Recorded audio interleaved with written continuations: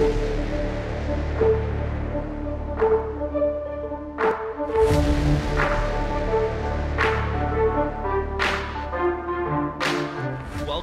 back. Week 2 of the North American Round Robin for the Starforged Legends season of the Shadowverse Open 2. We're ready. That's 4. That's 2 and 2. That's 4. Too many No, twos. it's two different sides, man. Come on, man. Come on. Hey, Come I've on. played enough Shadowverse that I can count 2 plus 2, okay? Aya, Yes. you can't trick me. You can't trick me. The North American Round Robin is just kicking off now. I'm Rainy, that's Exodium, and Aya Senpai joining us on the desk to talk about some Shadowverse, some competitive games. It's going to be fun. I'm looking forward to it. Europe was crazy yesterday, so I hope North America can live up to that. But let's take a look at the tournament overall and see what the path these players have to take or have taken to get here. 3 weeks of qualifiers kicked off the whole thing, and that was basically open registration. Anybody could enter, and then they played out a double elimination bracket, and the top 2 players advanced. Then we played the Contenders Cup, which is super important. Found 3 North American representatives that will go to Tokyo, Japan to compete in the World Grand Prix at the end of the year. And now we are at the Invitational stage of the season, where they're playing in round robin group play, and then the top people from the round robin will move on to the regional finals, and we'll find our champion there. That's the format of the tournament, and the round robins are always a different beast because they're playing against a single player each week, so all their preparation is for that one match, and so you see some incredibly intricate deck building and kind of reading. So I'm excited to see what these guys have to offer. They're not playing for nothing, though. There's some prizing involved. Of course, the top 3 from each group are going to qualify into the regional finals, and then 4th place from each group gets $250 for their troubles. All the competitors will earn the top 12 flair for the Starforged Legends season. And then in the regional finals itself, each placing player here gets some prizing on their own. First place, $6,500, and that goes all the way down to $950 for 5th and 6th place. And then, of course, the Grand Champion Flair is given to that first place winner as well. So that's what these players have to look forward to. And furthermore, it'll be most interesting to me to see what is reflected in terms of the World Grand Prix winners and the season winners, because there's some time that's going to be in between there. So we're going to see, can these World Grand Prix representatives stay on top of kind of the competitive, their competitive peers, and how they're going to prepare for that event, because it's obviously going to be super important in the World Grand Prix with its own substantial prizing. So I'm looking forward to the matches today. Let's take a quick look at the schedule to see what's coming down the road for us. And then we can talk a little bit about some of these head-to-head matches. Gengar versus Fantasy to kick off the day, and then we've got Epicus in red, Les versus Bottles, Hackdorox versus Piao, Jay-Z versus Fetu, Underwear versus Care Package. So we've got 6 matches lined up, 3 from Group A, 3 from Group B, and that's going to let everybody play at least once, and it'll be our 2nd time through. So whereas our score delineation was 1-0 or 0-1, there's now going to be 3 different outcomes, 2-0, 1-1, or 0-2. So very, very looking forward to seeing how this day will play out and who will maintain the top spot. This day seems like it's going to be jam-packed with really technical and tight play. I think most of our players, as we get into our head-to-head matchups, will see that their decks line up very nicely against each other. What I mean by that is mid-range versus mid-range, or aggro versus aggro. Like, there's not a lot of holes today. So I feel like today is going to be very, very good to watch. That's actually interesting, because a lot of the time, some of these matches are kind of players reading against their opponents, right? And so they kind of figure out a hole and try to make that work. Let's quickly go over the head-to-head here of our first match, Gengar versus Fantasy. And these 2 players are going to be, they're pretty dangerous, each in their own way, right? Gengar is very experienced, been around the competitive scene for a very long time, has seen a lot of stuff, is the way that I would put it. Fantasy is very well renowned as a competitor, and quite a successful one at that. Very dangerous individual representing CPV. So based on their decks and their submission and what they've kind of presented in the matchup today, Exo, give us a very quick high-level overview of the match here What do you think this is going to be like? Sure. So realistically, like I said, it's going to be about technical play. But I think all of the decks are very well suited to fight against each other. Aggro Force being the only outlier, if it can push through these mid-range decks, but I believe it can. I think it's proven to be one of the strongest aggro decks. Aya, talk to me about Fantasy specifically, okay? Because Fantasy came out and he won the release tournament. He's one of the most well-renowned sword players. Do you think that the new style of Otahime sword that he's going to be bringing today has what it takes? I think if anyone can make it work, it's going to be him. It doesn't matter what deck he's playing, he's always going face. So he's going to find a way to make this work. And I honestly can't wait to see it work, because I was playing Otahime sword a little bit ago, and I got my face jammed in. So if he can okay, if he can make it work, man, more power to him. Like, more power to him. Wow. Perfect. Got your face jammed in. That doesn't sound very pleasant. It sounds like we should stay away from this deck. It wasn't pleasant. It wasn't pleasant. It wasn't. I blame Noah. It was Noah's fault. He jammed my face in. It wasn't cool. Noah, well, if there's anybody who knows the weaknesses of sword, it would be Noah. But Yeah. that's interesting. So one of the decks that Fantasy is running, this mid-sword Otahime, really looking forward to seeing how that plays out.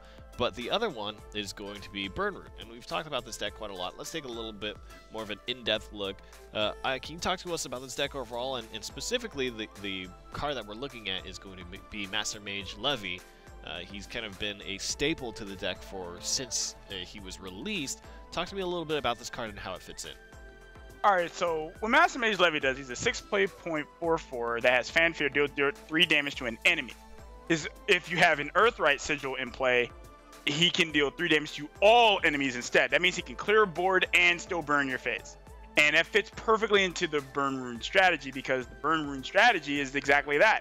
It doesn't want to really interact with your opponent's board. It just wants to hit their face. So, Exo, tell us a little bit about how this deck lines up and what it actually does. Sure. So a lot of the big reasons why people are bringing Burn Rune is because A, it's really good against mid-range strategies for simply what you just stated. It has really good ways of clearing board with Master Mage Levy. Players now are starting to add in Calamitous Curse alongside Mutagenic Bolt. Fantasy even has Twin Guardians to help solidify board presence in the late game. But its major strengths are just card advantage and just eking out damage over time. And then it unloads everything it has, refills with Wizardess of Oz. I'm sure we've all seen the Wizardess plays up to this point in past weeks. So realistically, this is a good choice to bring if you feel like you have to, A, beat an aggro deck, or B, beat a mid-range deck and have a solid choice against most of the field, honestly. Can you tell me a little bit more, and maybe ISM I can handle this question here. Tell me a little bit more about the Twin Guardians choice, because that's not entirely the most common pick, right? In that No, sense. it's not common, but it kind of fits into what I'll call the Wizardess toolbox. If you look at how his deck is lined up, he's running a Piercing Rune, Dance of Death, Calamitous Curse, Mutagenic Bolt, and a Twin Guardians. So the Twin Guardians is just to add a little extra versatility to the list. It's kind of one of those things that you just wouldn't expect to see very often. So for that reason, I think that's why he's running it. It just fits with Wizardess of Oz as well. On 6, you drop it, you fill up a board so your opponent doesn't have one, and you get 2 golems. It's good. It's really good. He's probably missing Golem Assault from playing in D Shift. He's not playing D Shift today, so he's got to get his Guardians. He got to get him golems in. He got to get his golems in. The Guardians are pretty good. I mean, we are all very familiar with how strong a ward with 3 defense can be, right? And just having access to those can actually change a matchup quite significantly, especially with all kind of, a lot of board removal kind of lives in that territory. So getting to that amount of defense is really important. Well, think about the stellar plays that D-Shift can play, right? The one that I commonly bring up is Chimera followed by several wards that are built off of Golem Assault. If you play Wizardess of Oz followed by Twin Guardians, you get much the same effect. So it's a really nice tempo play, and it just really sticks to the board. Oh my god. You must die. I never thought I'd see the day. A sword mirror. A sword mirror. It's happening again.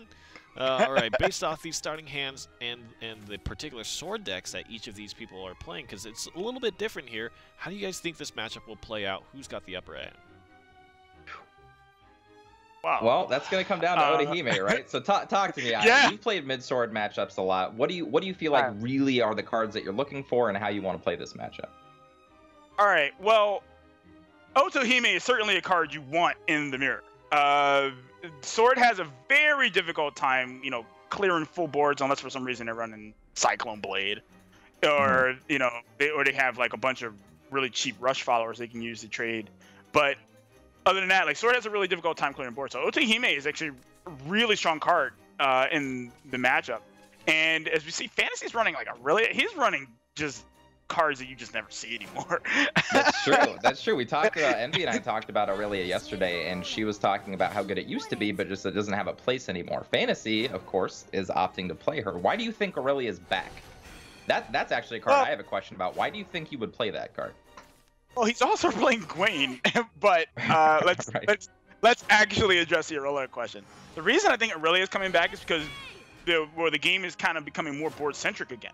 Like, if you think about what happened in the previous patch where PDK was all over the place. You couldn't play Aurelia or anything like that in there. Now people are still playing PDK, but it's not as dominant as it once was. So people are bringing boards back. We see Mid Shadow coming back. We see people playing this style of mid sword, and we see aggro forest and stuff like that. And then you look at a card like Aurelia. Aurelia happens to be very good against those decks. And well, maybe not Mid Shadow because of what's it called? Lurching Corpse. But it's great against aggro sword, even mid sword or aggro forest. Even aggro forest, I feel like it's exceptionally good against because they have to sacrifice so many resources just to get through it. Exactly. It might even constitute a board clear against aggro forest, to be honest. Yeah. And one thing I actually want to point out again, Captain Walfred. Okay. Now, Fantasy is doing my favorite thing and is using Gwaine with it so that you can actually Odahime into Captain Walfred as opposed to doing a Sage Commander play. And this can really take over board. Talk about the type of deck you want in a mirror. Fill the board, make them bigger, don't stop.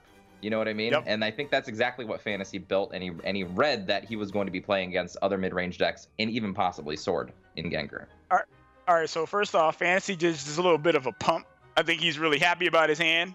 Yeah, I would be. He's got the perfects. Yeah. The second thing I want to bring up is exactly what Walfred does, because a lot of people are not familiar with it. Okay. So what it does is it gives +2/+2 to all ally followers, and then the officers gain ward. So all those Otohime bodyguards, they'd be like with 3/4s with ward after Walfred's played. Wow. Oh my goodness. I also want to point out the fact that Staircase gets a lot better when you're generating a ton of followers in play. I mean, when you couple White Paladin with Odahime and Roundtable Assembly and Luminous Mage and just all these cards that can present multiple threats a turn, Staircase pops super quick. Yeah. And his Staircase is already at 1. Next turn it'll pop down. I don't know what he's going to do next. He could actually just choose to do it now so he can draw. Okay, yeah. He can draw off of it next turn. I like this, and this will set up his endgame. He already has the package, so even if this board is cleared, which it looks like it will be this turn, next turn Odahime, there's not going to be an easy answer to this Odahime. No, and then Captain Walfred. I can't wait. I cannot wait think for this. That's definitely happening, okay? Yeah. Gengar's hand is not equipped to handle this Otohime. It's just not.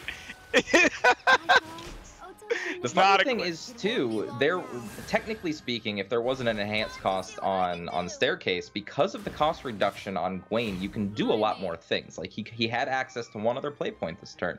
Could have done something with it, say if one of his followers died this turn, something like that. So Gwaine actually gives you a lot of flexibility. We don't talk about that card a lot.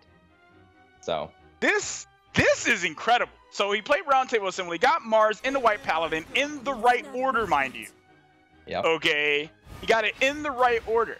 So he'll be able to ward up. He'll be able, because he'll evolve the White Paladin, he'll be able to ward up, and he'll have plenty of wards to be able to stave off the aggression that's going to come next turn from the Captain Walfred. However, longevity speaks, and those Captain Walfred pumps are going to be pretty crazy. Yeah, they are. I mean, here we go. Come on. You know he's playing Walfred, dude. There's no way he's playing anything else. There's no way he's playing anything else. This is not something you would see very often, but Fantasy's bringing it to us, man. I love it. This is great.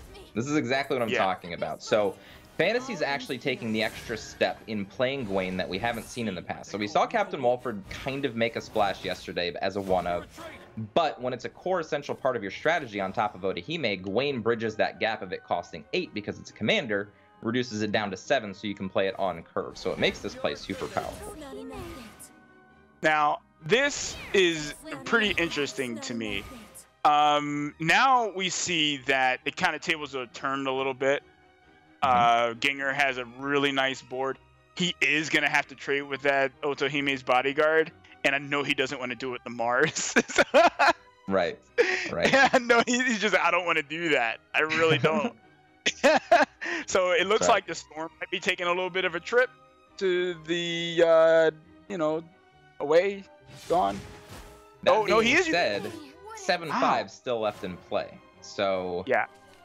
This has got to feel very scary for Gengar. And honestly speaking, after the pop of the Staircase to Paradise, we're talking about card quality. We're ahead on board. The one thing that Gengar does have up on him is he's ahead in life total this turn.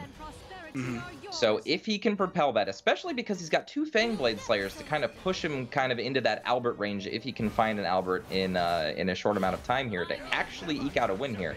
But he's got to fight through an insane amount of wards, and this Walford is not dying anytime soon.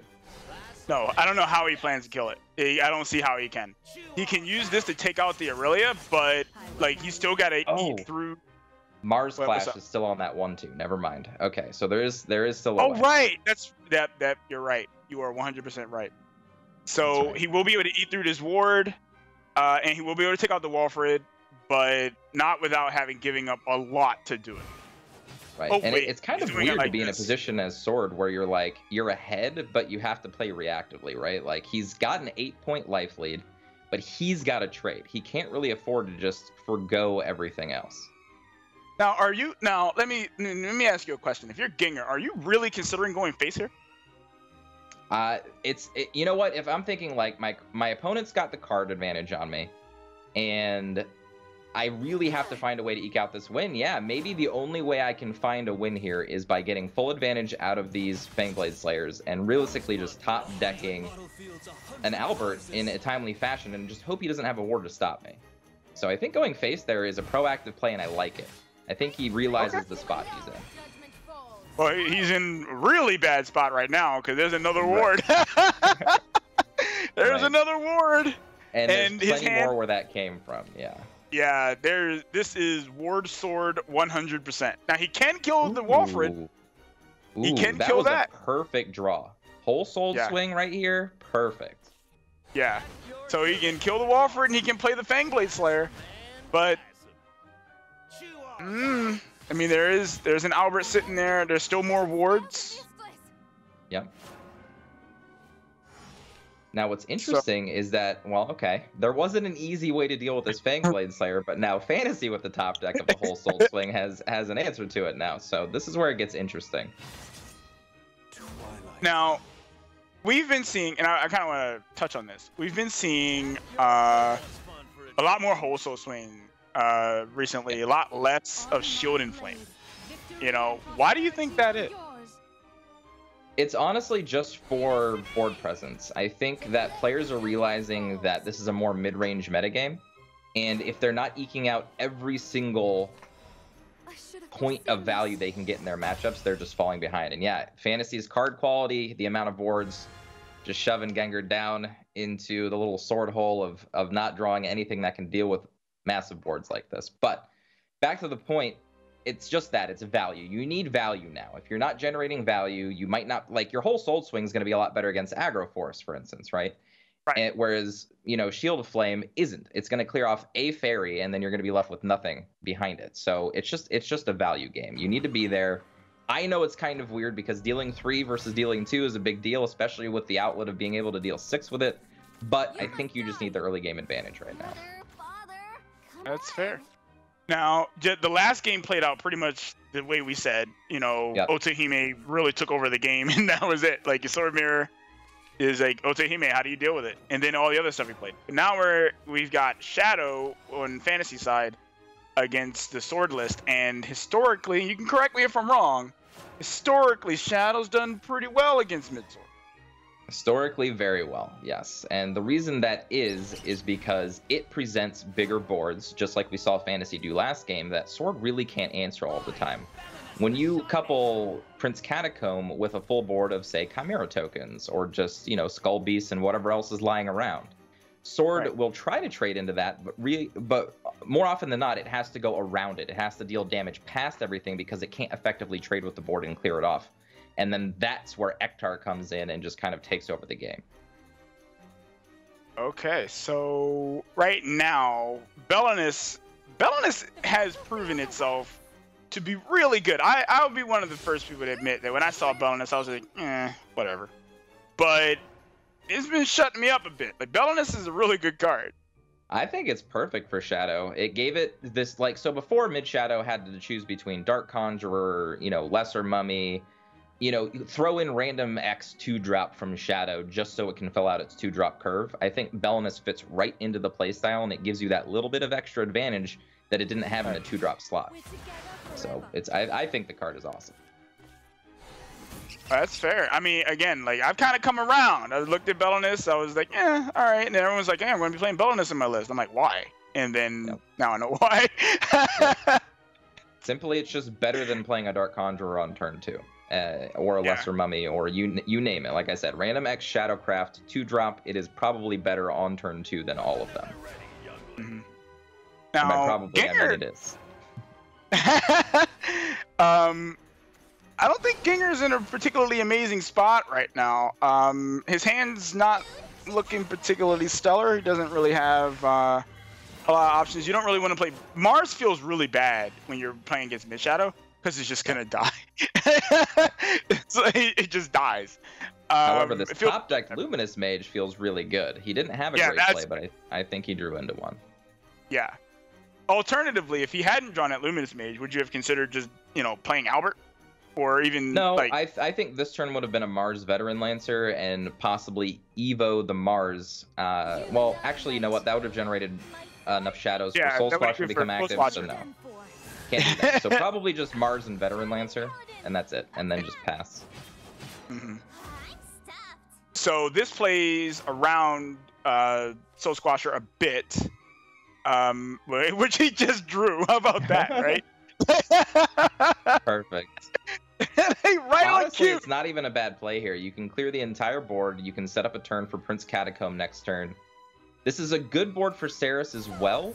However, you'd have to leave one of these followers behind, which is not really what you want to be doing. And actually, Ceres is one thing I want to talk to you about. So I know we talked about it a few weeks ago, but talk to me about what it feels like playing as a sword player against an evolved Ceres. All right, so we did this, okay? We actually played this matchup, me and Exodium. And when he pre-evoed Ceres every game that he had it, and it felt miserable. I was like, I can't deal with this. I can't deal with this. It's really hard. Just think about every card that Sword has to try to deal with cards like that. Alwita's Command can't really deal with it rightfully because the 3/2 with Storm isn't going to be able to trade into it. Everything left over by Sword essentially has 2 or less toughness. Mars kind of helps with that, but even Albert, you know what I mean? Albert might have to come in just to try to do some work, but he can't even finish Ceres off by himself if Ceres still has full HP, so it just gets really hard. That's where actually Shield of Flame came into play, so it actually had an answer to it, but like you said, players are electing to play Whole Soul Swing these days. Well, another thing about Shield and Flame that kind of, and we actually experienced this, me and you, when we were playing, is that the enhance effect can actually really mess with your ability to win the game. So that's another reason for it. But this Prince Catacomb coming down, making a pretty sticky board, and we got this bird, about to generate a lot of advantage. Gotta call ordering, Aya. We played the Prince Catacomb before we evolved the Andrialphus. Slight order, but probably won't cost him too much here. Well, nonetheless, this White Paladin's actually gonna come in pretty good, I think. Yeah. This is the play. This is why you play mid-sword. This is it right here. So I remember a time when White Paladin was like, man, I'm never playing that card. Trash can. Trash can. Dumpster card. Straight dumpster. I'm never playing that card. And now with the advent of Mars, now you're like, hey, White Paladin. Yeah, this is crazy value now, especially when coupled with a card like Roundtable Assembly. I feel like Mars and Roundtable Assembly really turned White Paladin around. It became a card that nobody played. Maybe you would see a copy of it or two in a control sword list of old just to deal with, you know, some kind of board states. But now it's a 3 of alongside of the Mars and Roundtable Assembly package. So it's definitely shown that it's back. You know, there's just a touch on Mars a little bit. One of the things about Mars that gets me isn't the +0/+1, but it's the clash +1/+0. That's crazy to me. It's crazy. It's one of the only cards in the game, unlike Wood of Brambles, that basically takes the effect away when it leaves. Mars just gives it to the follower. So it's just there from now on, which is very strong. Yes. Very, very much agreed on that one. That's a crazy effect. Yeah, those types of effects, I hope that there are, like, maybe in future expansions, we can see more effects like that. The ones that, you know, give it to the follower instead of being on itself. I hope we can see more. What's funny is Wood of Brambles, when you actually look at the wording of it, doesn't seem like it would go away when it leaves play. So, Side Games, I'm looking at you. Correct that wording, okay? Because it confuses me. I'm sure it confuses other players. But, yes, very strong effect nonetheless. Now, Fantasy just did a ton of damage last turn with the Immortal Thane and the Skeletons and the Whites, like, and I mean a lot of damage. I'm really, I don't know what to really think about his position at the moment. I mean, I don't think he's any real. I think Gengar has this game locked up. I think if even in Ektar this turn isn't going to save Fantasy. Gengar put together a board. That White Paladin essentially solidified the board, stopped any Ektar play from Fantasy, and if you look at the health totals, all he needs to do is get that Albert a swing in. So this is the big change right here. Of course, we see Death's Breath come down. We see all the wards come down. So if he can manage to fight through this, I feel like the Albert's just going to steal the game. And I don't think that Fantasy's anywhere close to winning this game. Well, I don't know if he's necessarily close to losing it, but he's not close to winning it. Let's see what Gengar can play Albert to clear 2 zombies. Yes. But then he still has to clear the 4/5. I guess he could do that with the Lancer and one of the wards. Yeah, I believe he can clear the entire board this turn. Mm-hmm. So Albert comes down and clears out 2 of the wards. And then Kahulin plus Mars deals with the 4/5 ward. No, okay, so never mind. So 1 ward and the Soul Squasher will still have to be left in play. Unless he uses the Evo point on something else and gets rid of it. I don't think he needs the Evo here because he's not pushing face. So he can get away with simply not Evoing and just... And this Albert's going to get really big, by the way. So he doesn't even need... he doesn't even need... It gets really big because of the clash effect. So... It doesn't stop either, guys. This does not stop. Nope, that's a big boy, okay? So Albert is always lethal now. Yeah. He has to kill this Albert. He has to find a way to kill it. Yeah. Okay. I think the Evo is a smart choice here to clear board because of that Albert play. Now there's a ward protecting the Albert. Albert is right there to actually just cause lethal by itself now. No other damage needs to happen. Right. This is one of the really amazing things about Mars. This is something that didn't exist with, before with Albert, where he could clear board and then buff himself. That didn't happen before, It happens now. It's crazy. And this Albert, he's dead. Yeah. Had just under the amount of shadows he needed to get that Ektar to wipe the board. Wait, this isn't game. This is only 11 damage. Oh, so it doesn't keep... Wait a minute. Oh, because it's a clash effect. So it's a clash effect. Okay. Yeah. Okay. So never mind. I misspoke. Yeah. So this isn't game, but I think it is actually. Well, he only needs 1 damage, and can he? Oh no, he can clear. This now. Ektar actually stops it. So for some reason, I don't know why, I thought that Albert was going to keep growing when it attacks face, but only when it attacks followers. So didn't quite get big enough to finish off the game. So now he's actually got to get lucky to get this one damage in. Needs 1 damage. Only needs 1. You know, it's not impossible. Not impossible.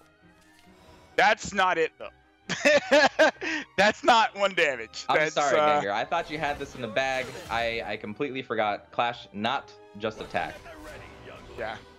It's okay, EXO. It's alright. Sometimes. Okay. First match of the day is just, shake the cobwebs off. That's all. Hey, this Odile is gonna come in real good if. Oh wait, he's not playing that. This is fine I don't too. even I like think he this. needs to. Yeah. Odile can come down to finish off the game with the extra 2 damage. You know, I hate Immortal Thane, dude. Immortal Thane is pretty busted. Busted's the wrong word. It's not busted. It's just really, really good, especially with the cards that Shadow has access to it, like this Soul Conversion. Yeah. Now he gets a free ward. So even if he was in a losing position, now Gengar actually just has to top deck something that can fight through a ward, which is not easy. I hate Immortal Thane. Like, I don't think I can reiterate that in any different manner. This is the way that he's playing this out, at Fantasy's playing this out. I don't know if there's a way. I don't think Gengar can win this game. Unless does Gengar have a Fangblade Slayer in his deck? If he does, he can win the game with it. No, he definitely does. We saw that last game. So Fangblade Slayer would be his out. Yeah, so Fangblade is his out. That's right. He's playing 2 of them. Yeah, he's playing 2. But see, the thing is, he can't kill anything on the board, so Fangblade would be his only way because whites are on board. So he got it. I believe because of active play. The Fangblade Slayer effect would happen first and he'd win the game. No. But Fantasy, we can see it on his face. He's happy. I'm sorry, Fantasy. You had that one locked up the whole time. All right. You had that one in the bag. Hey, man. Immortal Thane is pretty good. Yeah, it is. Pretty good card. I mean, he on that turn, it was out of hand, right? Yep. I think his Immortal Thane just did like 6 damage or something like that. Look at how much damage Immortal Thane did on its own. That entire game. Most of the damage that he did was through Immortal Thane. And it played defense. It played insane offense, and it played great defense. It's just one of those really good late game positions. We've seen a lot of our players utilizing Thane a lot better than we ever have in the past. We've seen these types of plays in several mid-shadow games now where Soul Conversion comes down on the Immortal Thane, you protect your board, and then you just end up winning off of it. I hate that card. Hate it. I think a lot of people do, Senpai. The fact that the White King comes out with 0 cost is just so strong. Is so incredible. That's the part I don't get. The card's already plenty of value as it is, and then you give it this big ward that has Bane. Like, why? Like, oh my goodness. It's great. It's a good card. That was a really good comeback situation. Let's take a look at the standings here, and as we kind of get updated, Fantasy gets 2-0 up in his group, and Gengar goes down 0-2 here, kind of on opposite ends of the spectrum. And then, as you can see, everybody else yet to play their games, but kind of just divided down the middle, 0-1s and 1-0s all throughout. But question here, putting him at 1, obviously you're playing to things like your Fangblade Slayer or any other Storm you have on the draw, but you are top decking. Would you guys have made the same choice? Would you have done some double strike where Albert clears and then you go for the second strike on Albert to the face or something like that? Do you think it would? I don't think you can afford to, is the problem. If you don't get the damage in now, you're never going to get that specific amount of damage in again, and I think you have to play to your outs. So if you essentially just trade board and then it dies to, say, a Lurching Corpse or something else like that, then you have no way to finish the game. And I think Gengar displayed in both games that he was willing to try to draw into what he needed to, as opposed to just trying to play defensively, which I really like. Well, sometimes you have to do that. You don't always have the answer in hand. You know, you just, okay, well, I got to play to what I can draw. If I can draw a Fangblade Slayer, which was his 1 out, and you were right at the end of that, by the way, about the order of effect, the player priority with Fangblade. So that was his only out. That's the only way he could win. Well, tough position for Gengar. Didn't quite find the options that he needed, but if you guys want to look for more updates on who's going to come out on top, on who is struggling in the groups, or even kind of information about anything Shadowverse in general, whether that be Shadowverse Next, or expansion updates or announcements or card teases and releases. All that kind of stuff happens on Twitter at Shadowverse Game. Make sure you give that a follow, and I think everybody here would appreciate it, and you would appreciate it too, because there's cool stuff that happens on the Twitter. So make sure to give that a follow, and that'll be really great. So Fantasy continues his string of dominance here. I feel like ever since the World Grand Prix, and even ever since he qualified, he has just been killing it. He's just been knocking things down. He's consistent. He's consistent. That's right. Definitely very consistent. A kind of a fantastic addition to the season, especially since he's playing so well. But let's take a look at the next match we have here. Eplicus versus Red. Oh man, I always like Eplicus' picture. I forgot that was his Love picture. the eyebrow. Love the eyebrow. Digging the eyebrow, man. So it looks like both players are going to ban Dragoncraft, and they're going to let through Shadow and Rune on the side of Eplicus, and then Sword and Shadow on the side of Red. Exodium, give us the high level. What are we looking at here? What should we expect? Yeah, I'm actually scared for Red in the fact that he didn't ban D-Shift. I don't think that mid-Shadow or mid-Sword can close out the game fast enough to really put D-Shift behind. However, D-Shift, as we saw, can brick a whole lot. You know what I mean? It's a lot less bricky than it used to be, but it can still get there. But I think that him allowing D-Shift through was a mistake, and it might punish him. Let's take a look at one of the decks that Eplicus is running. And ISFI, if you could help us run through this deck and understand better what it's trying to do, the specific card that we're going to look at is Dark Blade Fiend or Saber Altar. And for those of you that don't know, those two cards are actually the same, but because of the Fate promotion that's going on, there is the alternative art that you can get. That's pretty cool, but they do the exact same thing. Get it. So it's going to be Dark Blade Fiend. Get it. It's going to be Dark Blade Fiend for our purposes, but in Eplicus' deck, I believe it is actually Saber Altar. But tell us a little more about it, Aya. What's it about? All right, so Dark Blade Fiend is a 5 play point, 3/5 that has Ward, and at the end of your turn uses 2 Necromancy to deal 2 damage to a random enemy follower. So one of the problems that Mid Shadow used to have was that it didn't really have a strong defensive mid-game option. Like when you get to like Death's Breath, it was, really, it was good then, but before that you didn't really have that. And now you do. And this card can help clear off, it can help clear out boards. It's a big ward. It's a 3/5 that evolves into a 5/7. That's a big ward, on 5. So, but Exo, go ahead and run over this list with for us. Yeah, so just to pair off what you said, and we've covered this day in and day out, what Ceres and Saber Altar / Dark Blade Fiend do add to this deck. The one thing I feel like, and this is a de facto list, this isn't anything out of the ordinary. He's not running Phantom House, he's not running Cerberus, he's not running Troth's Curse, he's not running any of the outside cards that we would normally see, just a very straightforward mid-shadow list. But he is running Staircase to Paradise in place of Soul Conversion, so that's the one thing I want to note about his list. He feels like sacrificing board position and maybe not comboing so well with cards like Lurching Corpse, which you don't see in this list, aren't really the things that he wants to be doing. He just wants to present board after board after board, get his card advantage without sacrificing anything to maybe speed up his game plan and or to just give him more fuel against other mid-range decks, which I really like. I like this change. But I still feel like this entire match is going to come down to that D-Shift. I feel like if that D-Shift can eke out a game, I think it's just going to take over the entire match. What do you think is the D-Shift's kind of angle? What do you prefer to see the D-Shift crash into out of Red's lineup here? Where do you think that win is going to come from? I mean, D-Shift, the thing is, I think the win can come against either deck. It really just depends on if the aggressive game plan from either deck being played against it can do it fast enough. I mean, we're talking about turn 7, turn 8 when these decks like to extend all the way up until turn 10. I mean, we see Mid-Shadow go super late. Turns 8, turn 9, because it's really hard to just push that early damage in. Mid-Sword's even slower. So it really just depends on if the curve is there, if the play is in your favor, and things like that. I think a lot of things have to be going for you to actually get past this D-Shift deck.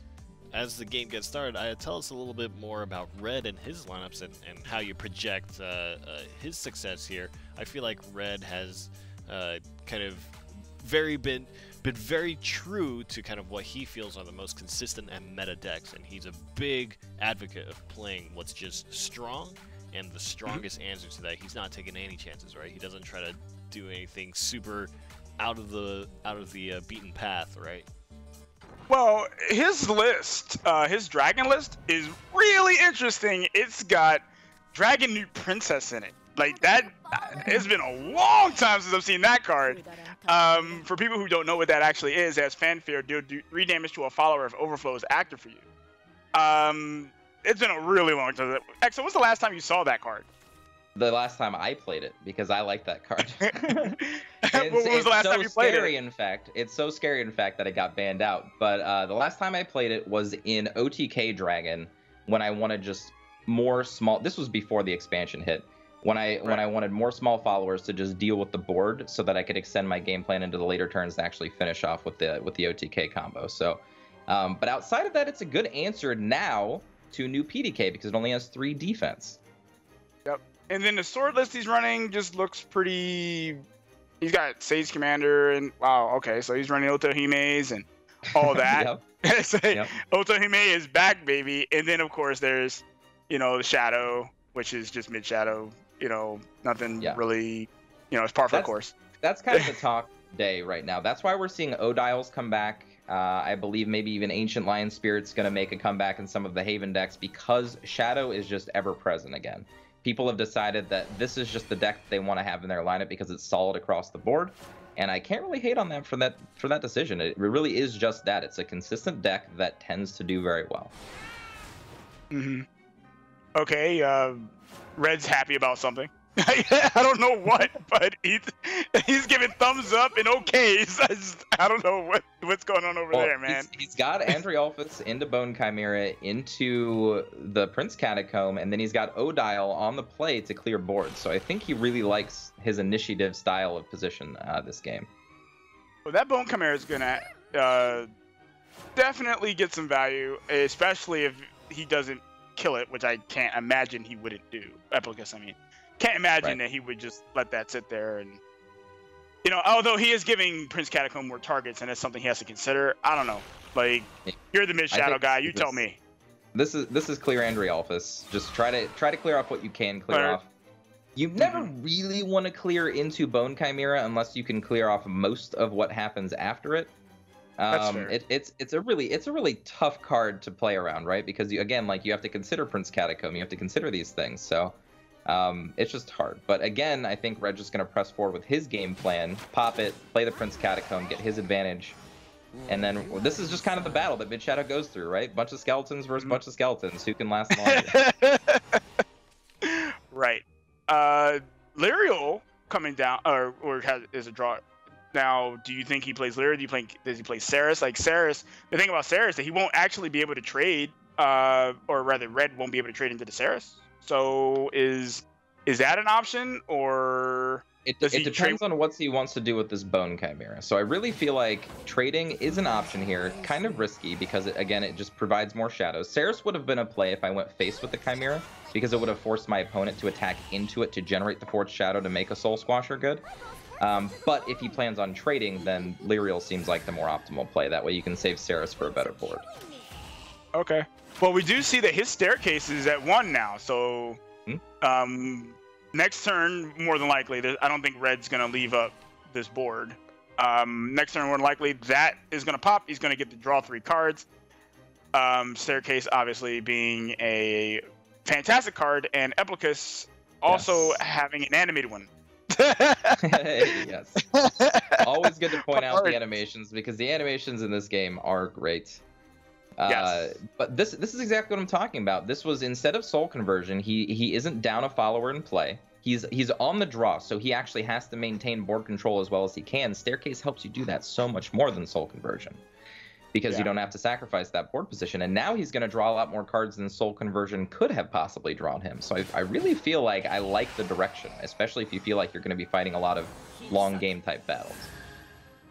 Oh, Eplicus is praying right now. Or was, and I He's kind of got this little head bobble head thing going. He was praying, now he's bobbling his head. Like, I don't know what he's doing. But he's gonna have he's probably just looking for something like a Blade Fiend, or just a bunch of turtles. Yeah. Well, he does have the altar. Yeah, he has a saber altar, so he will be able to play that for sure. I can't imagine that he wouldn't play it, right? Right. This sets up a perfect 1-2 turn. So this turn you play Saber Altar, clear off as much of the board as you can. Next turn you have the option to play Soul Squasher plus Ceres to clear off a ton of board while also healing. So I kind of like that 1-2 punch right there. Now, let me ask you this. We see Eplicus's style of build. His build is more, I just want to jam things on the board. Don't really want to sacrifice board position. How do you think that fares? And this is a hypothetical. How do you think that particular style would fare against what Red's ban deck was, which we know is PDK? I don't know if that plays too much into it, honestly speaking. I think PDK is usually just a ban because people don't want to play against it, and I think that's realistically just it. I don't think that there is a lot of thought around PDK, at least from what I can see from our players on both days, is just they don't want to play against it. The end. So then the question then is, even with the changes, they still are like, nope. Yeah. I don't. It's just get it out of here. It's too much advantage. It's too much advantage, man. PDK is still really good. I mean, yes, you can make it smaller. Yes, you can make it cost more, but it still has that sweet game-changing effect. What?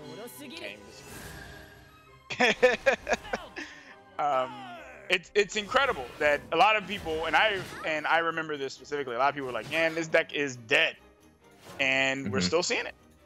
Yep. You know? Yep. So even I'm never one to jump to that conclusion. I know if you guys have watched me in the past or anything like that, I am never the first one to say that a deck is dead.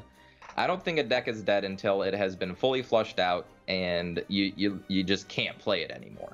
Right. People said it with Aggro Shadow. People said it with Mid Shadow.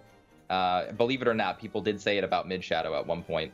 And when they said it about Ramp Dragon, PDK Dragon, all these decks are still super good. You just have to figure out a way to make them work, and that's all. Yeah, you just can't play them the way you were playing them.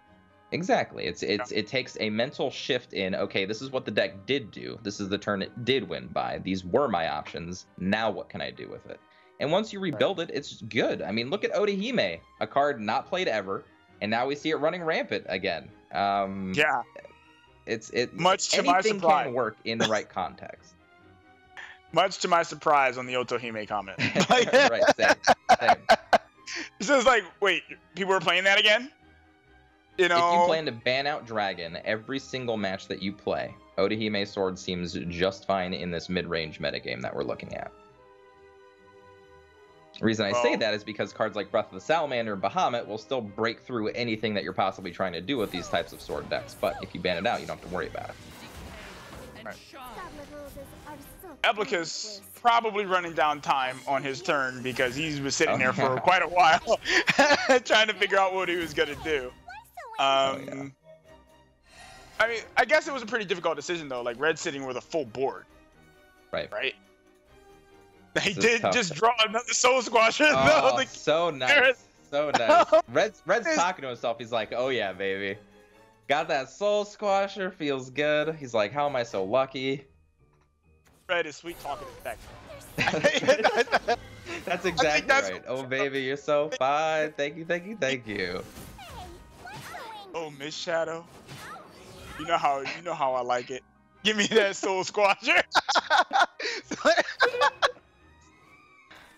Yeah, that's good. All right, so now we're just looking at what Mid Shadow does, right? It's board presence, try to clear board, try to keep your opponent off of Ektar turns, and vice versa for both of these players going on. Eplicus has a lot more tools, but he's a little bit behind. I mean, he's already behind in board. He doesn't have a card like Odile like Red has to actually clear this board very easily. So this might start turning into, can Red finish the game before his card quality doesn't matter anymore? Well, let's see. I don't know. They're both out of Evos, which is unfortunate. So the question I have is, do you play, if you're Eplicus, do you play that Ektar? I don't think so. I mean, I don't think Ektar is the play this turn. I think if you're going to play a board flood, I would go with Blade Fiend, right? Death Breath. Or really? I would go with Blade Fiend this turn. I would go with Blade Fiend and possibly a Zombie Party to clear out more of the board. But I would not go Death Breath this turn. I don't think it's pressing that you play that. I don't want to use my shadows here because I might want to Ektar. Yeah, I think that's my only play. And he plays the Death Breath. Yeah, it's not a bad play, but this kind of plays into what Red can do, right? He's got a Bellinus in play already to eke a little bit extra advantage. And now, I'm telling you, he's sweet talking his deck, man. I'm telling you. Every turn. He's sweet talking. He's just drawing all the cards he needs. Like he's like, come on, baby. You know I need a Nectar. You know? And this is actually a lot safer for Red because I don't believe Eplicus is running Odiles in his list. So this is actually a lot safer for him. But that Eplicus, second Death Breath draw was pretty good. Yeah. Pretty good. And if he chose to play Death Breath last turn, I can't imagine that play will change this turn. I think he'll follow suit with that, and I think he will use the Zombie Party this turn. He's got enough cards in hand to where it won't matter. Okay, decides to save it. Or not. I'm just kind of scared for Eplicus, right? Like, every time you leave extra followers in play, that's an extra turn where Prince Catacomb can come down to do a lot of work, and Ektar can come down to do a lot of work. You know, Prince Catacomb would feel miserable right now. I mean, obviously, we know Red doesn't have that, but it would feel absolutely miserable if he had that at that point. But he had another Death Breath, so now we're sitting with 5 wards on board, and we see Eplicus with this Ektar, but no shadows, really? No shadows anymore. That's right. That's what would have made me afraid to be playing all these Death's Breath, is that there might come a time where you just need the Ektar shadows. And I feel like the Saber Altar on the previous turn when we were talking about it would have lined up so well, because Red would have had to give up so much advantage for that then you could start eking out your Death Breaths and then prolong it. I think he would have had an extra turn, because now the Saber Altar doesn't do as much, right? Right. Actually, this kind of goes back to something. The way that Eplicus built his list. So the way that he built his list is so that he didn't have to use cards for sacrificing, and he didn't have to get rid of his board advantage. The problem is that he's not generating a lot of shadows either. Right. So he doesn't have like a bunch doesn't have that sweet Immortal Thane play that you see our other shadow players making in the Soul conversion. Right. So now Immortal Thane, and as you just said, like, to me it feels just a little weaker because of the lack of that board manipulation that you can do as Shadow. What's our favorite 7-drop Shadowcraft follower that we could play in this deck, given the way and the style that Eplicus is playing? That card that we don't see anymore. It's a nice little 7-drop that gives you more followers. Yeah, you know what I'm talking about? Lord of Flies, man. Lord of Flies, baby. Lord of Flies, I think, would be so sweet in Eplicus style of deck instead of Immortal Thane. Agreed. Like, Lord of Flies, man. Like, I love me some Lord of the Flies. It's just... Yeah, me too.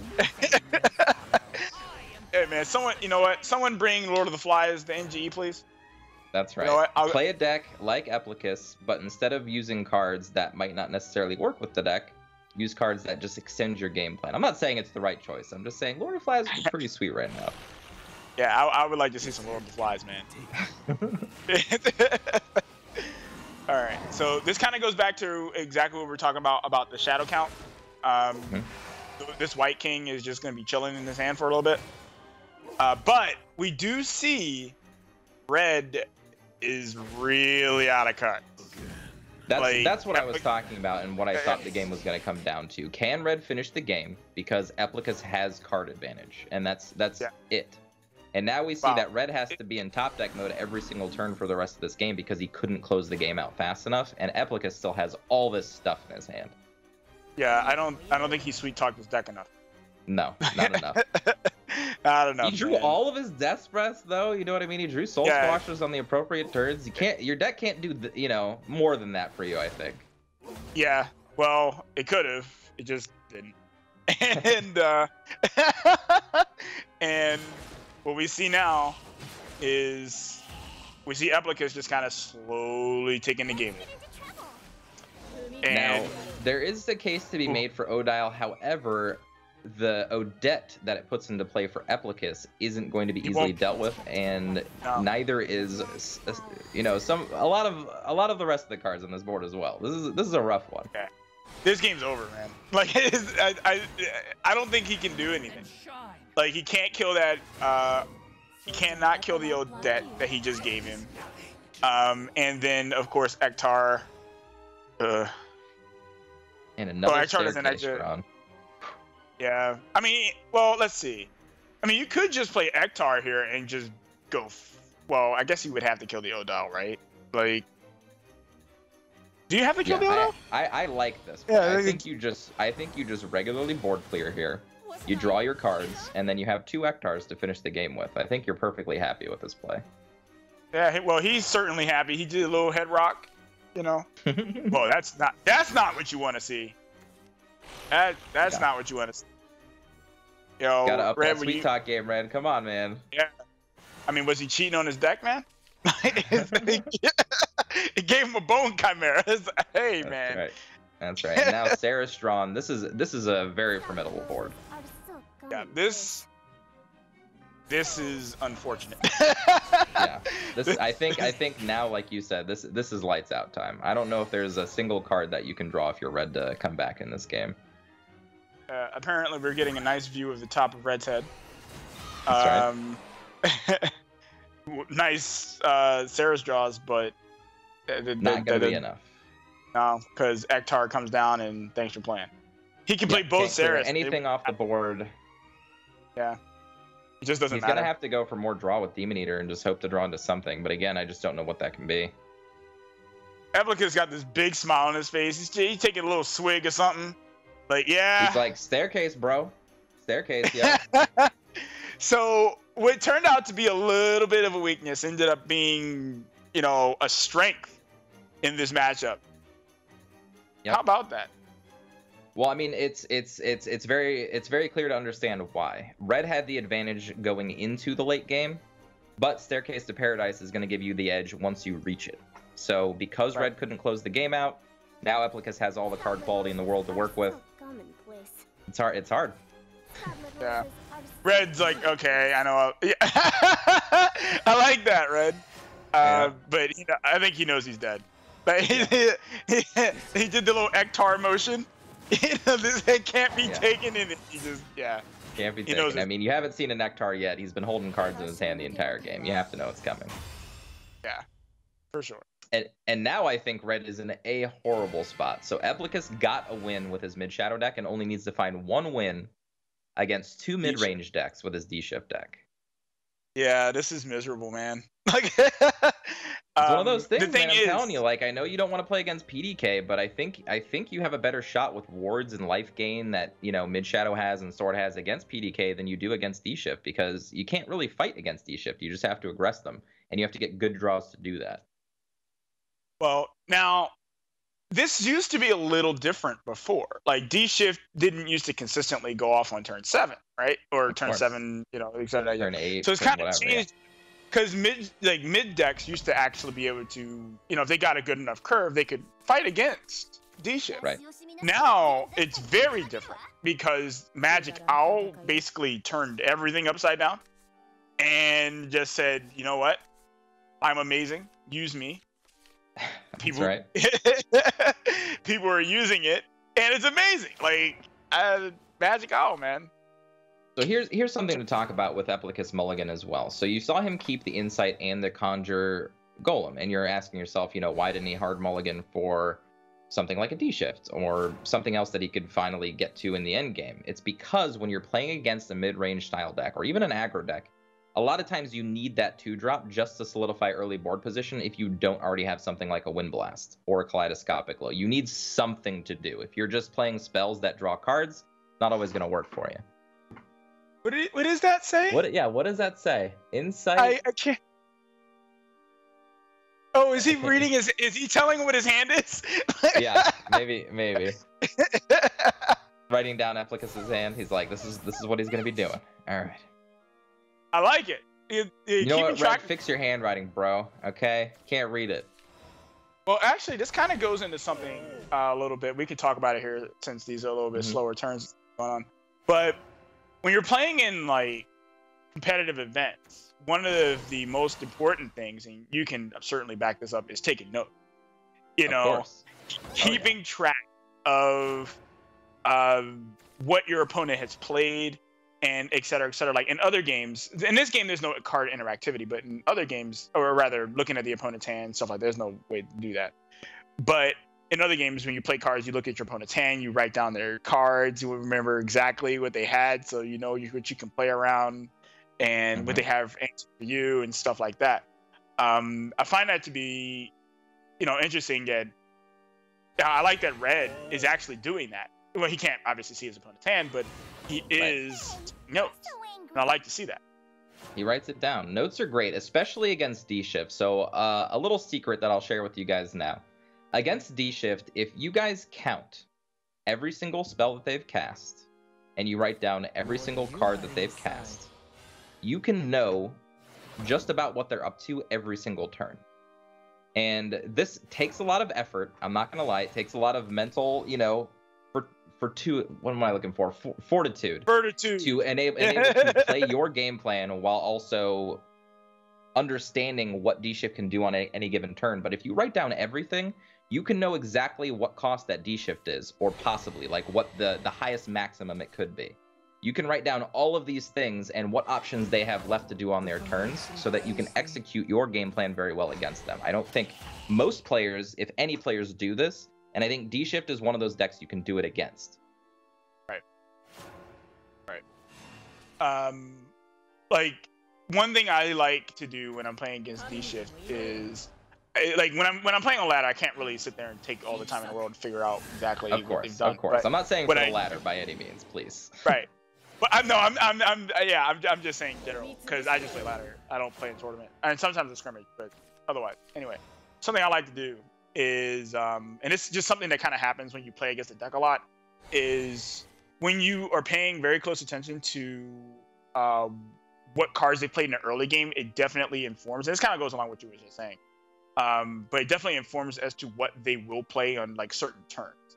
So like, if it just, and actually we were talking about this for the cast, if I'm playing Vengeance Blood and I'm playing Disagreeable Demon, and they didn't play like an Insight or a Angelic Snipe on their first turn, I know they can't Wind Blast it on 3. You know, it's stuff like that. I know that because Wind Blast, it needs to be at 3, and if he plays something on 2, the most it's going to be is at 2, right? So I know that he can't do that. So it helps inform my decisions a bit. They're just things that I kind of pick up on as I play against. In other words, use their spell boost against them. Understand what they can do, and then use it against them. Yep. And I really like the play Eplicus made here. He didn't go for the Merlin play on top of the Insight in favor of clearing board because he knows he needs to extend the game a little bit, because Red is doing what you need to be doing against D-Shift and just evoing face, flooding the board nonstop. Well, I think Red up to this point has been playing the game as well as he could, rather as he can. Eplicus is kind of a little bit of a tight spot because, well, he doesn't have a D-Shift. Like, he hasn't had D-Shift for a very long time. He has it now, which is great. But Eplicus can clear a fair amount of this board with the Kaleidoscopic Glow. He can also play the Chimera. He has a Fiery Embrace that he can use, and he can attack with the Merlin. He can do quite a bit. Yeah, this is a great turn. Yeah, yeah, it is excellent. The thing is that once these are dealt with, it's going to be a while before Eplicus can, you know, go off with a D-Shift. Right, absolutely. So yes, he looks in a really good spot here, but like you said, it's going to take him a little while to actually finish the game off. I feel like the card that you're looking for now is Golem Assault. It's the card that you just want to draw so that you can actually put together a board presence. That's really it. Other than that, you just have to try to outlast. Now, let's talk about the mid-range versus combo matchup. Like, how do you feel the matchup should play out in general. Like, we know it's not according to draws. We already know that, you know, it generally comes down to that. But how do you feel the matchup should play out in general? Just what you see Red doing. I mean, be as aggro as you possibly can. Never stop. The second you stop to breathe is when D-Shift can make turns like Sorcery Cache into more card draw spells and you know, whatever else, and execute their game plan. If you constantly provide threats, especially against like a deck like D-Shift, then they have to spend their turns casting spells they might not want to cast. They might have to Wind Blast this and Wind Blast that and Kaleidoscopic Load that, all the while missing out on, you know, a Magic Owl or whatever else it might be, depending on how big your followers are. It's kind of like you're playing against Seraph, right? You never want to let them play Seraph. It's the same type of thing, you just do it every turn against D-Shift. You don't want to let them play their Sort Caches. You don't want to let them play their cards that extend their game plan. That's fair. What we can see now is Eplicus's hand is not terrible. Not bad. It's not terrible. He can do quite a bit of spell boosting on this D-Shift. But the thing is, he doesn't have anything to close the game out. Yep, still can't win the game yet. Yeah, definitely cannot win the game. But I mean, he's still this is the last turn I really feel like that he has to kind of clear the board unless he draws into more stuff, which is you know, it's got to be beaten on Eplicus. It's like, I have the answer for this board, but realistically, if something like a Death's Breath comes down or something else, I don't really have a way to push through that. I don't have a way to deal with it. So I'm scared if I'm Eplicus right now, actually. Well, unfortunately, another D-Shift, but no way to win. So I'm gonna take a quick look at his list. I don't remember exactly what he's running as his win condition. So let's take a quick look. And Eplicus is running as his win con a Flame Destroyer and a Giant Chimera, which he has seen neither. Yes. And because he had to use all of his chimeras in the early game, he doesn't have that option to finish with. Right. So he has all the D-Shifts in the world, but no way to finish this game. He's drawing a ton of filter, though, and there hasn't been a big board swing again on Red's side of the table to do something that Eplicus can't handle. So I'm still scared if I'm Eplicus, but I'm getting a little less scared now that I didn't see a Death's Breath specifically, and I haven't seen a Nectar yet to fill up board. Man, Eplicus got that really worried face. You know, he's just, man, I need to draw something. I think it's just serious. Like, I think he's just like in the zone right now. That's the face I'm going with Eplicus. I think he's in the zone. I think he's just like, I'm in it. I think he's worried. Like, it's okay to be worried, man. You're in a tight spot, bro. Yeah, there you go. He's shaking his head. No, he's worried, man. Look, that's a worried man. Okay. And I think the double Ceres play is great from Red. This will heal him back up, make it even harder for Eplicus to finish the game out, and presents a lot of defense to deal with. Yeah. Well, good luck. He still doesn't. Oh my goodness. There it is. I think he might just have to go for it. You know what I mean? There isn't more time. You have a Fiery Embrace that you can kill the 2/2 with, and then you technically only taking 3, but Ektar is obviously a looming threat. I think you just have to swing for it this turn and just see what happens. Well, unfortunately, he doesn't really have a world. Yeah, you're right. He doesn't have a world of time. He can do the Fire Embrace D-Shift with the Merlin in play, and then next turn, well, he can't play Merlin. And oh yeah, I guess he can't really do that, can he? Let's see.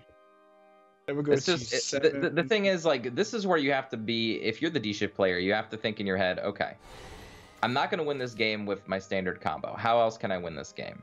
I think the only way you can do that is by trying to tempo play your opponent. And that is consistent with playing D-Shifts, playing a bunch of followers, trying to clear up as much of board as you can, getting extra card draw to see if you can draw more removal. And that's exactly what Eplicus is doing.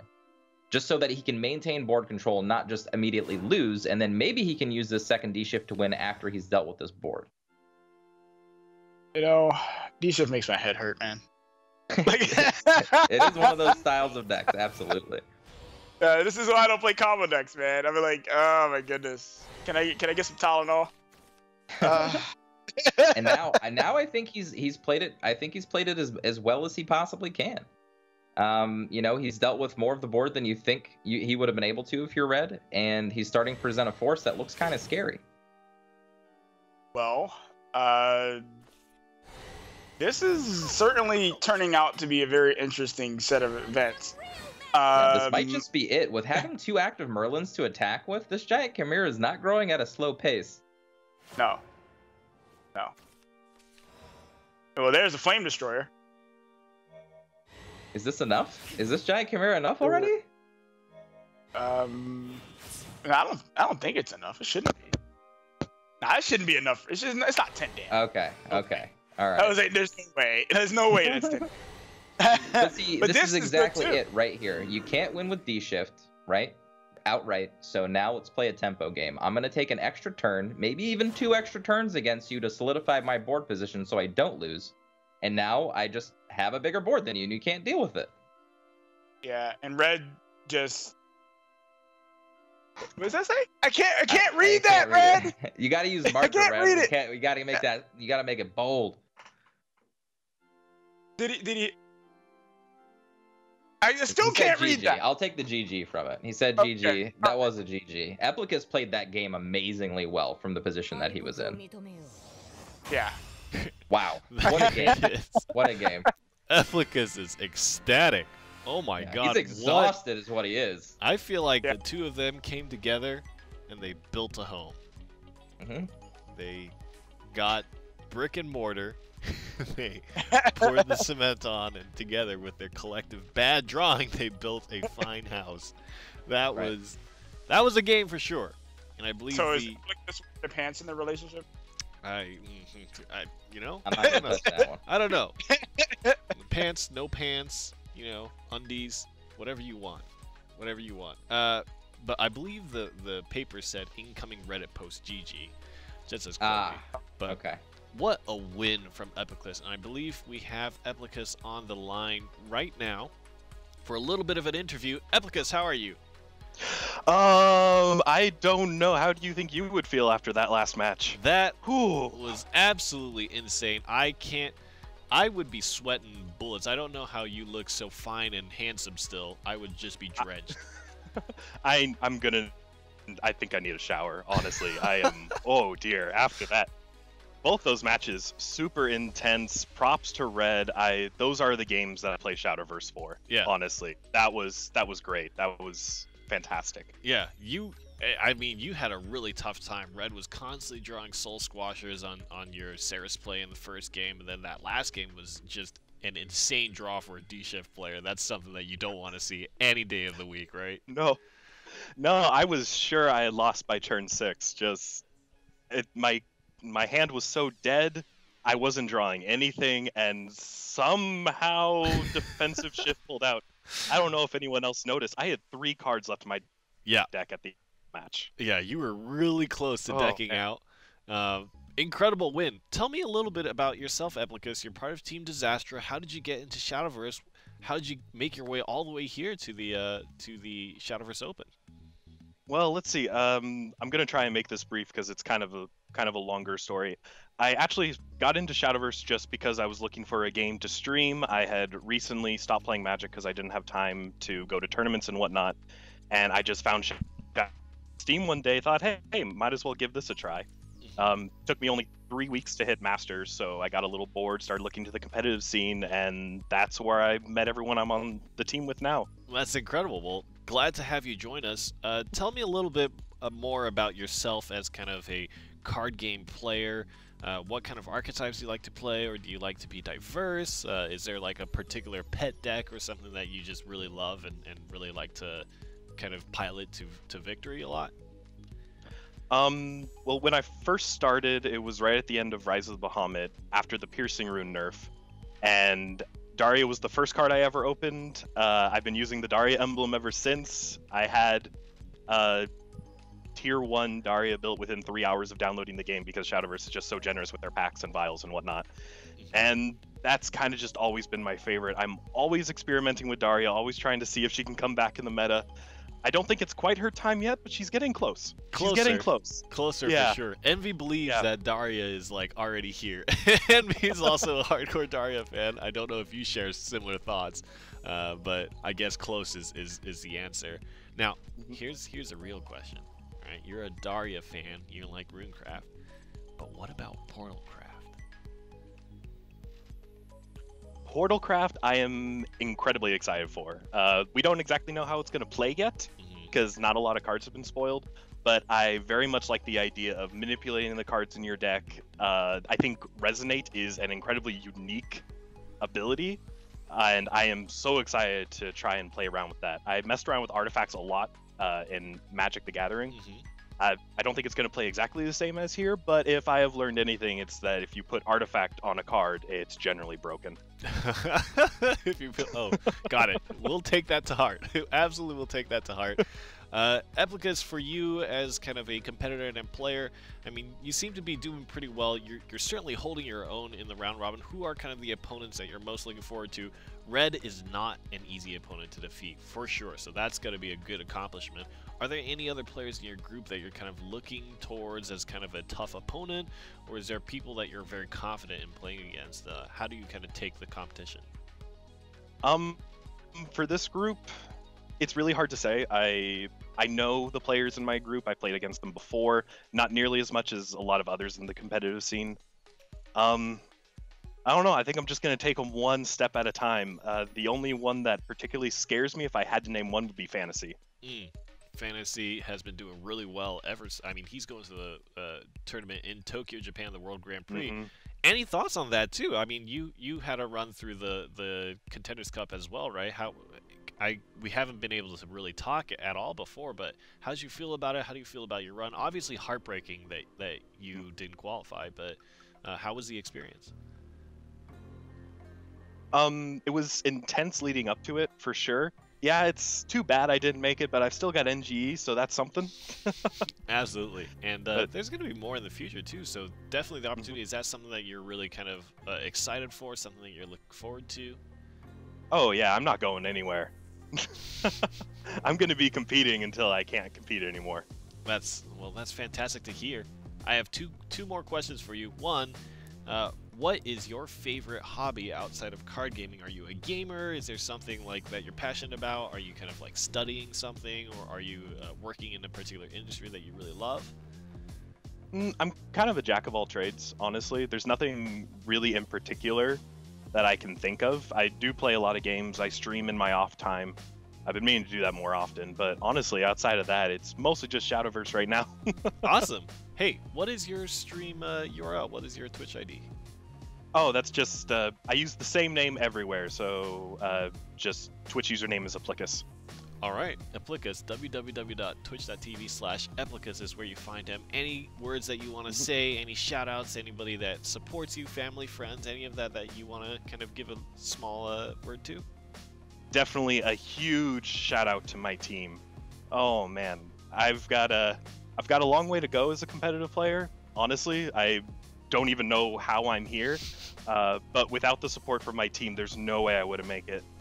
Azure, Crumsian, Essia, off the top of my head, Underwear, just everyone on the team has been a huge help in me getting where I am now.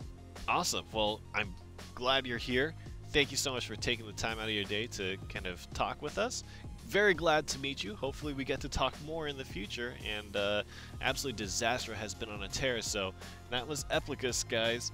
Just off a win against Mana Surge's Red. What an incredible win that was as well. Absolutely. Let's look at the standings to see where that puts him. But two incredible games means Eplicus is going to go up 2-0 and Red is down at 1-1. Those matches were intense, like you said. I mean, definitely not the way you expect either of those matches to go. Team Disaster is doing really well, and Eplicus has kind of put himself up at the top of the group. How do you feel about his kind of performance so far? Do you think that he has like a good shot against a lot of these other opponents here? I mean, he's relatively newer in kind of the Shadowverse Open kind of scene. Yeah, see, that's the thing, right? The people who just come out of nowhere, You know, we saw it last season. I'm gonna keep using him as my example, but Akamaru Red, man, like perfect example. You know, nobody knew who he was. Boom, champion. You know, it's like the people who come out of nowhere. People don't know how to read them. They don't know how to deal with them. You know, you have, I guess in a round robin, you have a few weeks to figure it out. You can watch the previous matches, see what they do. But if you don't figure it out then, you know, and I really like this. I think he has a really good chance. He could come out and be the breakout guy, knock Jay-Z off the top of the ladder. You never know. Somebody needs to do it. Somebody out of nowhere. Somebody out of nowhere. It can happen. Yeah, somebody needs to do it. Hey, let's talk about the next head-to-head match, Les versus Bottles. And it looks like Les is going to be running Sword Blood with his Forest Band. I love that picture. Friggin' Bottles, man. I love that picture, dude. What I like the most is they're just so both of them are so happy. Look at how happy they are. Yeah, you have to be happy to make that kind of a pose for a picture, for sure. And Bottles, of course, is going to be running Blood and Forest himself. Let's get a little head-to-head kind of overview, Exo. How are we kind of projecting this match is going to be? Who has the upper hand here in terms of deck submission? Does anybody have the upper hand? I've got one word for you, aggro. Every single deck that each player brought today of these two is aggro. Not often do we see Bottles bring in all aggro lineup. I don't think we ever have, actually. Les usually opts for more mid-rangey and later style decks, but we've seen this season he's been adapting a more aggressive play style. So I think Les is right at home. Bottles is kind of mixing it up this week, getting away from his combo decks, getting away from like his pet decks and things like that, and just focusing down. I think the small edge is the player that has the aggro force left over, because I think it's the strongest of the 4 aggro decks that we're going to see right now. But it's slight. You know what I mean? It's aggro v aggro, you know, throwing everything to the fences. I think both players have a good chance this match. Talking about aggro, Aggro Shadow is a deck that Bottles is running, and that's the deck that we're going to focus in on. It's not something we've seen in a long time, just because of how strong Mid Shadow has been. And if there was an alternate, it usually actually was Netha's Shadow that was kind of the other archetype that was played. ISF, talked to us a little bit about Aggro Shadow, and one of the cards that was incredibly popular but fell off real hard, Orthrus, right? Orthrus was super popular. Tell me about it. So Orthrus has a fanfare effect of deal 2 damage to a random enemy follower, then give +2/+0 to a random allied follower. This does mean it can't target itself with the because it's a random allied follower or something else. But Orthrus can help clear out a threat. You can, you know, clear a threat with it, then evo it, and then push through, and then push damage with the follower that got the buff. Orthrus is, it kind of fell off a little bit. People were kind of getting away from the board-centric decks. You know, people were playing a lot more Storm before. But now we're seeing people kind of going back to that. We see people running Cerberus again. We haven't seen that in a while. You know, we haven't seen Cerberus. Phantom Howl. Right? Exo, talk to us about Phantom Howl, man. We know how much you love that card.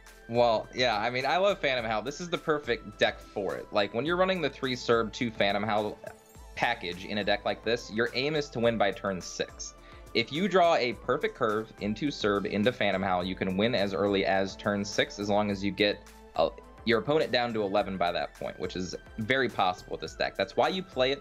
That's why it was really good. The reason why we see Orthrus back in the deck now is because, think about it. You're playing against all these mid-range decks. They might have a Veteran Lancer. They might have a Grimnir here or there. Orthrus can fight through those while also propelling your damage to face, right? So it doesn't require an Evo to clear out all followers all the time.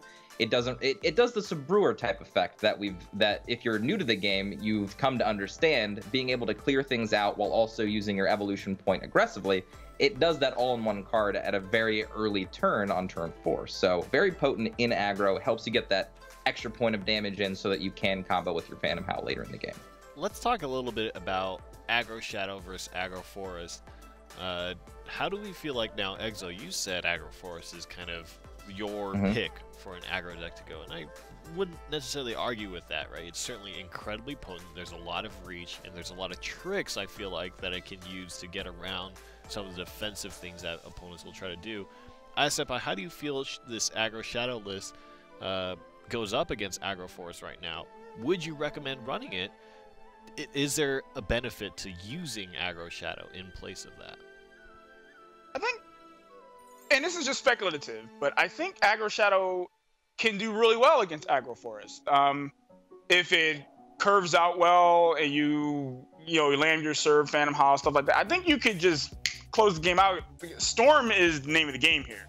They have access to Storm with the Phantom Howl. So I think that with that, yeah, they definitely have a shot at winning this, for sure. I would try it. Yeah. We'll definitely see if that plays out well, and certainly, I mean, they even have things like Lesser Mummy, right, which is not a card that we see very often. As well. I love that card. I don't know if you guys remember when I qualified back for the first Open, I had some Lesser Mummies in my deck because I really like that card.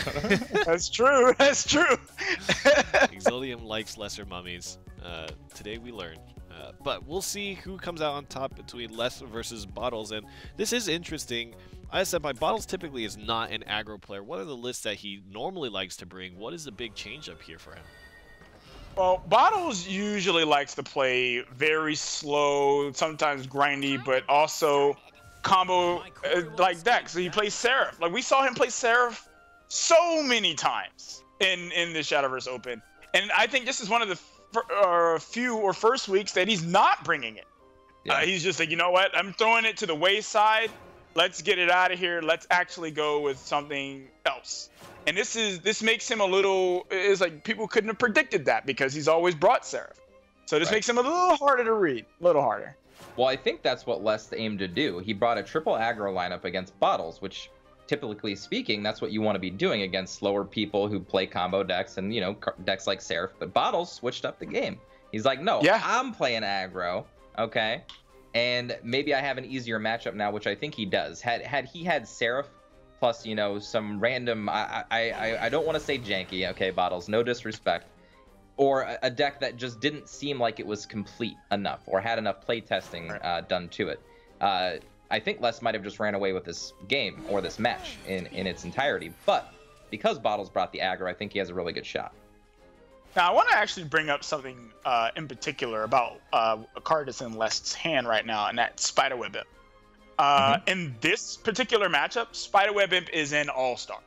Okay? Oh, yeah. It is an all-star. So what I like to do is I don't like playing Spiderweb Imp 1-2 because it kind of feels wasted, right? I like waiting to when I'm going to start flooding out with the cheap guy. So say on my turn 4, and in Les' case, he's going first, I can play the Spiderweb Imp along with the Blood Wheel. Now, he can't do stuff with, he can't do Bramble shenanigans to wipe my entire board because he's got to deal with the Spiderweb Imp. It's going to eat up at least 2 of his attacks. That is just, that is disgusting. I love Spiderweb Imp in this match. Right. Any wards in general are good against Forest, but ones that you can play alongside other threats, like play your damage source, protect your damage source, all while being a ward is just, it's perfect. And we're seeing Spiderweb Imp be adopted by pretty much every blood deck. This isn't just a staple in Vengeance Blood anymore. This is an aggro blood card. What Lest is running is kind of like a mid-rangey aggro blood list with Diabolic Grains and Subwars and things like that, so it's a little different. But still, Spiderweb Imp is a go-to card. Even though it self-damages you, it is that powerful. Yeah. Well, one of the reasons that I think people are adopting this more, or rather Lest is adopting this war control variation, that was just... I'm sorry, that Elf Child may literally hit the worst target in play. I think that was ouch. Yeah. You can see it in Bottles right now. He's just like, come on, man. Yeah. Yeah, but what I was going to say is one of the reasons that we see this more board-centric controlling style with Lest is, I think, due to the fact that we are seeing a lot more boards. So cards like Sabrewer, cards like Diabolic Drain, Snarling Chains, these things, they help with maintaining the board. And they're also really annoying threats to deal with, especially Sabrewer. Like, Forest trying to deal with a Sabrewer, they may as well just ignore it. They don't. Yeah. It's just ignore it. It's like, it's not even there. It's rough. What's funny about Blood in its current state right now, I think Blood is actually the most flexible and versatile class of all classes right now. You can build control, you can build aggro in many different ways. You can build mid-range in many different ways. Like here we see an aggro deck that has an aggro early game, goes into a mid-rangey late game, and uses cards like Belphegor, but doesn't center on it, right? Doesn't jam with the, Dark Air Jammers, doesn't do all that other crazy stuff. It's just, it uses these cards for value. And or we see other Vengeance Blood decks, and then we see Caraboss and Jormungand decks. It's all over the place, and all of them feel pretty decent right now. Yeah, Jormungand feels, to me, incredible. And that was a sick turn, by the way. Yeah, that's a lot of damage coming out of nowhere. You can still keep Lest out of Vengeance as well, which is really nice. Unfortunately, you can't use your Evo offensively if you want to do that, though. Right. But Jormungand feels incredible right now to me. There's so many different ways you can play. And I remember there was a time where we were just, and by we, I mean, like, the community were just kind of like, well, what do we do with this card? Like, we wanted it to work, but what do we do? And now, I think this is like, we couldn't play it in the previous meta just because, well, PDK was so strong, and usually like, you would never have the opportunity. Now, things are just a little different, so you can actually do it. I don't like that last play from Bottles right there. I think he went too tempered. I think this is actually showing a little bit of his inexperience with aggro decks. He could have gotten Lest down to 12, now 14 after the Savoir, and still cleared out that Baphomet and left the Savoir in play while extending his own game plan. Instead, he's like, I'm going to play a slower game plan now. I'm going to let you come back with your late game cards and things like that. And I feel like this is what's going to get him into trouble. Right. The longer you play this match, it's going to get worse and worse for you. You need to close the game out. Well, he's in a pretty decent spot right now. I don't believe Lest is running any Hungering Hordes. Boy, what a blowout that would be. Hungering Horde. Oh, man, talk about brutal. And he put him into Vengeance. Bottles. Yeah, that seems a little insane. Oh, okay. So there are tech cards in here. Les has got everything in his deck. Never mind. Yeah, so this list is... Oh, man, he's rocking Alucard? Yeah, he's got it. He's got them all in here. He's got the kitchen sink in this one. I like it. Yeah, the smorgasbord blood. I love it. That's what I'm saying about blood, though, right? Like, you can do anything you want with it, and it's still fine. Yeah. You know what I mean? It always just feels fine because you have so much value. Life gain, storm, removal, early game, late game. It's got everything right now. Yeah. Hey, and don't forget card draw, man. Don't forget card draw. Of course. Of course. One of the quintessential things of card games, card draw, man. But we see both players taking very tempered approaches to this game, even less slowing down to clear every board. And now I think this gives the onus right back to Bottles. I mean, Aperia is a monster in this matchup. An absolute monster. Yeah, see, we know that he's not running Rev, but in the event that he was, it wouldn't work anyway, because Liza just shut that down. Right. This feels a little rough. So he can play a Razor Claw, but he can hit face, but then he can't play a Marauda too. He can play the Snarling Chains, but the same problem presents, and he can't kill anything with the Snarling Chain. So this is really difficult. Emeralda only. You have to.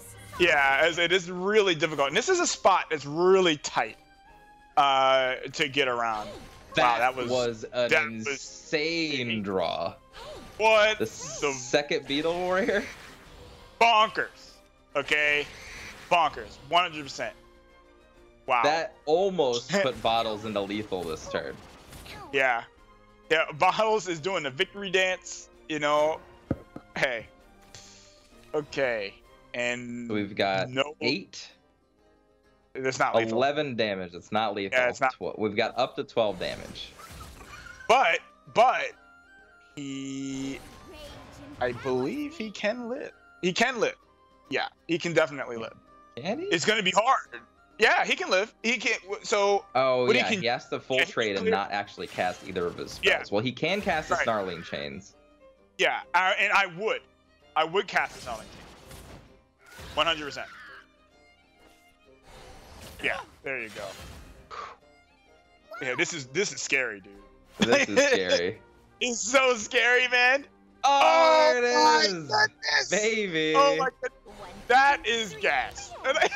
That's just like, all right. All right, I'll take that L, man. That's what I'm saying. Even with the tempered approach, now that Bottles chose to use, his deck just like aggro forest just seems so strong. Of course, he got that nice little top deck of a Beetle Warrior to kind of help him out there. Yeah, but it just feels so strong. It's like hard to deal with Liza, Hyperia, Wood of Brambles. I mean, Airbound Barrage. Like all the cards just seem so good because they cost less than what your opponent's doing in an aggro matchup more often than not, right? Everything you're doing just costs less. Yeah, this. Les is just like, okay, all right, whatever. Okay. honestly, he had his back up against the wall as soon as he decided to play defensively himself and not start taking bigger chunks out of Bottles when he had the chance. Time to get started. Well, you live and you learn, man. We got a blood mirror. It's funny watching two aggro players. Oh, well, I won't say aggro players. Two tempered players now find their way in aggro and just watch how safely they play. It's interesting because normally, like when you watch a Pain or somebody like that just is an aggressive player, you just see them just go for it, right? And more often than not, it works. And when you play these safe routes, it's a little bit more, you have to draw well in order to get there. But it's just interesting to watch these specific type of players get into aggro. Well, I mean, you do need some experience with playing different deck types. You know, you come into an event, you're playing stuff that you may not necessarily be completely familiar with. At least not in Bottles is, you know, I don't really see him play aggro very much. I'm not saying that he hasn't played it before. Just of course. Generally, you know, just haven't seen it much. So I just think it's something that you can take notes on. Like yesterday we saw aggressive players be all out aggressive. Today we're watching aggressive players be very safe and tempered. And you can go back and watch these games on both sides and figure out, okay, if I would have done this differently or if I would have had this mindset instead this game, I could have actually won that game or something like that, right? So a lot of things to take in here if I'm a player, if I'm a viewer, if anyone, because of the difference in styles. I think it's great. I think it's great to watch. Well, Lest has, and when you're going second in this style of matchup, you got to play the control. You know, you got to keep the board clear. Of course. Of course. You got to. And these Angel of the Word showing up, by the way. Being very good in all of the matchups that Les planned on playing today. Just looking really nice. Yeah. Of course, unfortunately, that Angel of the Word is going to meet a horrible fate at that Night Horde. But yeah, Night Horde's pretty good. Going to meet a very horrible fate right now. Again, a completely different blood deck than what Les is bringing, but just as good. Yep. I just want to say, could you imagine how good like landing Jormungand against Bottles' list would feel? Like, just in general, like you land it. Amazing. You want to flood the board with bats every turn? Well, you've got a ticking clock. As soon as Jormungand dies, that's it for your game plan. Okay, so yeah. I'm just kind of thinking about that because I've been playing a lot of Jormungand. So I was just like, man, I love this type of matchup. Love it. But here we're going to see Spiderweb Imp be Spiderweb Imp. Just a brick wall. Break through me, please. So interesting choice that I see in Les' deck is he chose to play Bloodfed Flowerbed, but he is a player that chose not to bring Demonic Ram alongside of it, especially with the Spiderweb Imp and things like that. And I find that very interesting. I've been liking Demonic Ram a whole lot, and we've seen on stream how potent it can be. It's interesting that you wouldn't include it now because of just that inherent great combo that you can get with Bloodfed. It could just be based on the premise that he's chosen. The premise that he could have chosen is simply to use Bloodfed as a finisher rather than use it as a combo piece or something like that. So it could just be that. Unfortunately, though, I don't know how he's really going to deal with this board. I mean, he does have Angel of the Word. Yeah, he can Angel Word the Vania. He can Evo to trade, but he's leaving 5 damage on board with Evo. 6 with the Snarling Chain. He's got the Snarling Chain too, so he can clear out an okay amount of this board. So he'll leave. What is this? It's gonna be 4 damage. Yep. He's 1, 2, 3 damage total, actually, with the Snarling Chains. Wait. So. Well, Oh, with the Evo, no, that's his even Evo more. point, Okay, so we're yeah, at 5 damage. Five damage. He's not killing him with that. That's for sure. So, yeah, he could actually. I would Evo 100% face. Every Jam time. him, bottle. Jam Every him. time. Again, we've touched on this before, but when you put blood down to 2 or 1, it shuts off a lot of cards that they can play. So it's always a good idea to do it if you can. Of course, in this situation, there is no other choice. But just to know. Ooh, Oh, gets whoa, the look drain. at that diabolic drain and bottles with the face of despair. Oh, no. That's despair, baby. That's despair. When he like, I got it on lock. I can't. Ugh, you drew a diabolic drain. No. Why? Why you do this to me? All right, let's see if Bottles can top deck again. Let's go. All right, sweet talking deck, man. Ooh. Well, Ooh, close. that's not it. That's not it. And that's another drain. We've got Dark Generals. Oh my goodness, dude. Lest may as well just. He may as well. Bottles. That's the reaction. That's it right there. This game's not over though. This game's not over. No, it's not over yet. He could draw a Razor Claw. Oh wait, no, he can't. Well, no, Razor Claw's not an option anymore. Look at that, and the second diabolic drain though. the second diabolic drain, put it out of range. Oh man. Fast is gonna take it. Wow. Wow, what a game. That was a game. Less That playing was those a game. Belphegors, like you said, card draw gets you into those cards. That just, Yeah, wins man. the game. Gotta play the draw, bro. Gotta play the card draw. Belphegor. Man. Wow. All right. So now we get to see another just crazy aggressive matchup. Aggro Sword, full-on Aggro Sword versus full-on Aggro Blood. This is Bat Blood. This is old school aggro. I'm just trying to fill the board and attack your face. Let's see who gets to play. Let's see who starts off with the initiative here. Now, okay. Now let's go backwards a little bit. Okay. And by that, let's talk about Aggro Sword. Now, last meta, or oh my goodness, like what is that? Like, come on, man. What is that? Like, okay. That's a good hand right there, is what that is. Yeah, that is what that is. So we saw Aggro Sword do incredibly well last format. And it was partly due to cards like Council of Card Knights, Ephemera, which have been since changed. How do you feel about Aggro Sword now in comparison to its previous incarnation? It does the same thing it always has as far as how much damage it can deal, minus the Ephemera, so you don't have like the crazy I just actually auto-win this game. But it still has the same consistent damage it always has. It just doesn't have enough oomph to push into the late game anymore like it did because of Council of Card Knights being 6 costs instead of 5 now. So they're opting not to play it, which just means they don't have enough card advantage to push super late anymore, and that's really all. Everything else remains the same. It still has the same damage capabilities. It's still crazy good.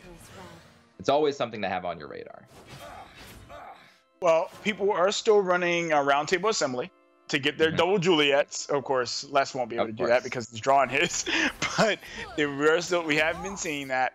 And so, yeah, I do agree that the same level it does still have the same type of damage. That is a dead card, however. I mean, I guess it could still get 1 Juliet, though, because he's only played, he has the 1 in hand. Not necessarily what you want to do, but might have to, depending. We'll see. Paying 5 play points for was it the 3 play point card? And, right. That kind of rough. Feels bad. Yeah. Now that's actually something to talk about. Just imagine, like, I'm very curious to hear your input on this. If we got stacks cards. Stacks. Yeah, like, we make your costs more. We increase your cost of cards. So, like, let's say your card costs 1, your opponent's cards cost 1 more. Stuff like that. Imagine if Shadowverse. I see what you're saying. Yeah. I think those cards are great. We're talking about things like Elta. They just prevent your opponent from doing something, or they make the game harder for your opponent.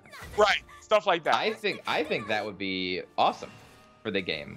It's really hard to implement, of course, because it would essentially have effects for every class, right? Like what it actually entails. But I think doing things that your opponents have to play around is a very good thing for the game. Obviously, you can do something like Elta where you don't get full stats on Evo, and it has to be in play the whole time for its effect to work.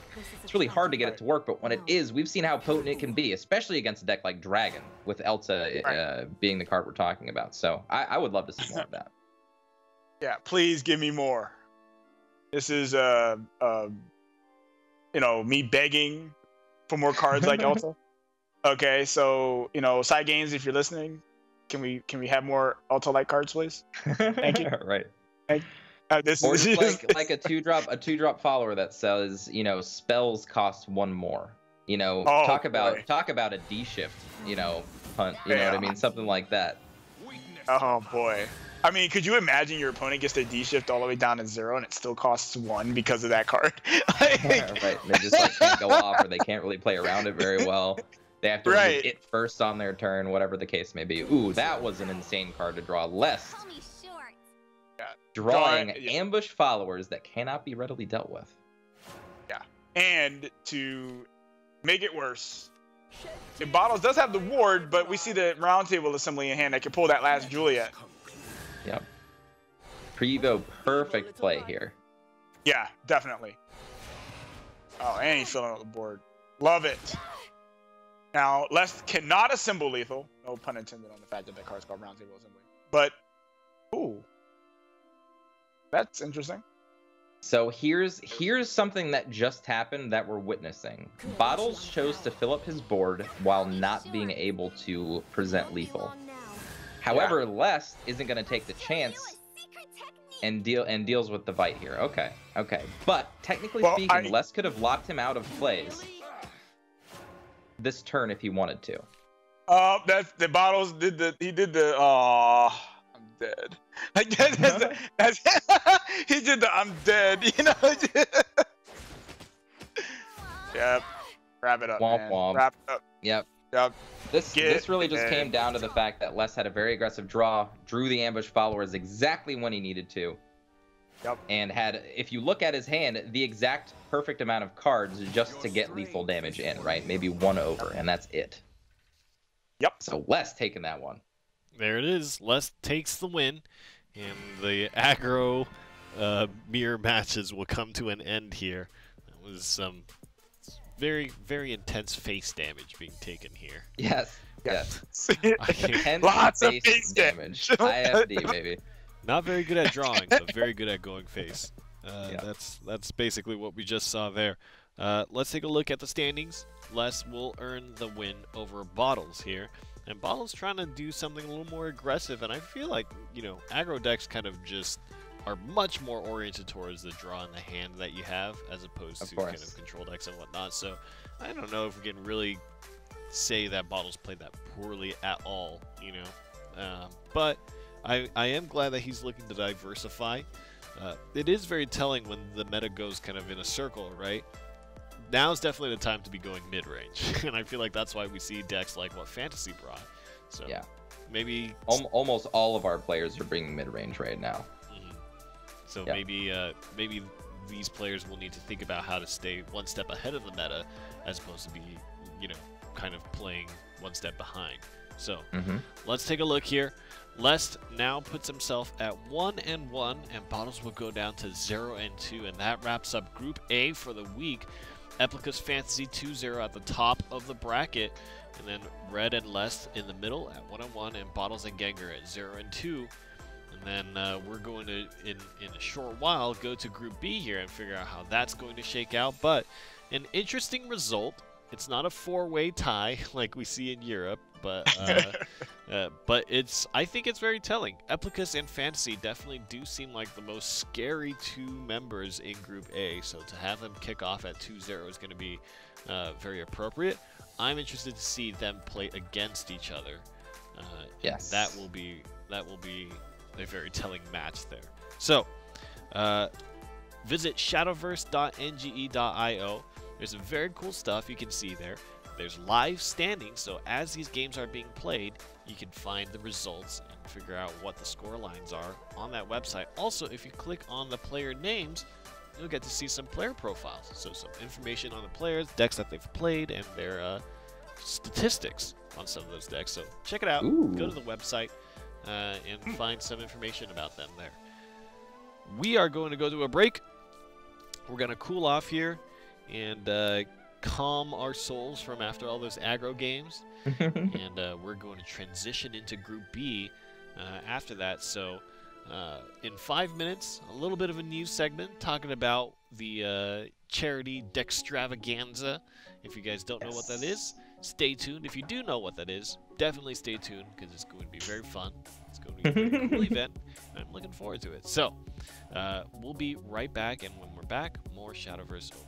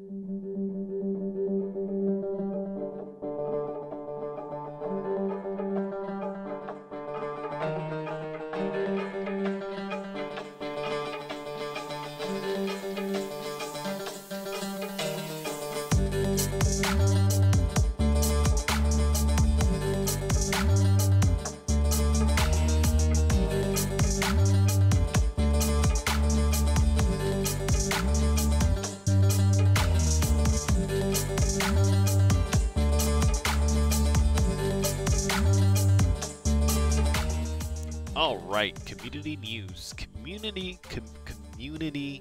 news. Wow, I said that word really poorly. God, sometimes it bothers me so much that I'm terrible at what I do. But it's community news time. That means that we get to talk about things that are coming up, and the most recent and pressing thing is the Shadowverse Charity Dextravaganza is coming. Excuse me, as I clear my throat. The Shadowverse Charity Dextravaganza is going to feature 16 Shadowverse community creators, content creators, people who stream, people who make art, people who are owners of teams, people who are team captains, whatever it may be. If you are part of the Shadowverse community, then you are probably featured here in this community tournament. You can watch it on twitch.tv/NGE, 4 p.m. PST, November 17th. That is a Friday. So it's just going to be a fun time, a cute little tournament, not necessarily competitive. People are going to be doing real fun things. They're going to be getting their specific communities to help them build their decks that they're going to play for the specific tournament. And $2,000 total in prize pool is going to go to charity. So we're going to be donating to the different charities of the Community Influencers Choice. So for Envy, yesterday, she let us know which charity she's supporting, and for all these other different community guys, they'll all be picking different ones for themselves. So, really excited about that, and I'm really looking forward to it. Exo and I will be casting it live here in the studio, and I believe Shadow Nexus is going to be featured themselves through Wonder Melodies. So, I'm really looking forward to that. I've never actually really seen Wonder Melodies compete. No. You guys, as we work with her as a caster, right? She's a streamer, she's a caster, she's a tournament organizer now. I mean, she's putting her foot down and getting some work done for the community. Absolutely. As far as competitive player, not really there. It's not there. It's not there. But it's not to say anything bad towards her. She just doesn't need to be a competitive player, right? That's not her role in the community. So it's going to be really fun to just watch all of these content creators, as you said, creators of our community, playing in head-to-head matches with community decks. I think it's going to be super fun. And it's not supposed to be super competitive, so you don't need to be a super high-ranked player to have fun in this tournament. It's all going to be for good fun, and we're probably going to see a lot of meme decks, which is great. I love that. Other people participating in the tournament is going to be people like Prepcoin. We have Kira Mango. We're going to have HSK Cesaro, Envy Bear herself, the Mofu and the Mochas. That's a great band name, the Mofu. I was about to say that. Mofu and the Mochas. That's right. Get your shot of caffeine. For those who don't know, Mofu Mocha and Mocha Mofu are both going to be competing as separate entities. So, and then we've also got the Kinako, Acelia, some great people in the community that are going to participate. So I'm just excited that there's an opportunity for the community to kind of come together and have a little bit of a celebration and do it for charity. I think that's great. Has Wonder Melodies gotten her deck choice yet from our community, or are we still working on that? We're still working on it. Okay. What We're still working on it. The Shadow Nexus going to churn out? That is my curiosity. Let us in. Give us the insider info. Where do you think the direction is going to be? You get nothing. Okay? What? No, you get nothing. Win, all right? What? You get nothing. Zero. That's right. I don't get any. Sit at the desk. How long have we been together doing commentary, watching these tournaments? There's a bond that has been created, and you guys are not going to give. Still get nothing. That's right. Zero. That's right. Nothing. That's right. Sorry. You get nothing. Okay, well, I guess I won't tell you what cool deck I'm going to bring to the cast. Well, you're not. You're going to be bringing Forest. It's going to include King Elephant, and it's going to include Silverbolt. I already know these things, Raina. You can't hide from me. Snowfield Warrior too. Don't forget that. Yeah. What if I were to tell you that Gawain is a pretty cool card, and I might bring that, and I actually have a Gawain deck I wouldn't ready to believe go? you. You wouldn't believe me? No.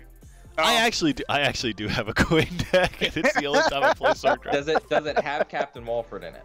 No, it doesn't. But See, I could. then I We'll get throw it in there. come on. You guys are not interested? It has Roland. Get out of here. Oh my God, Roland, no.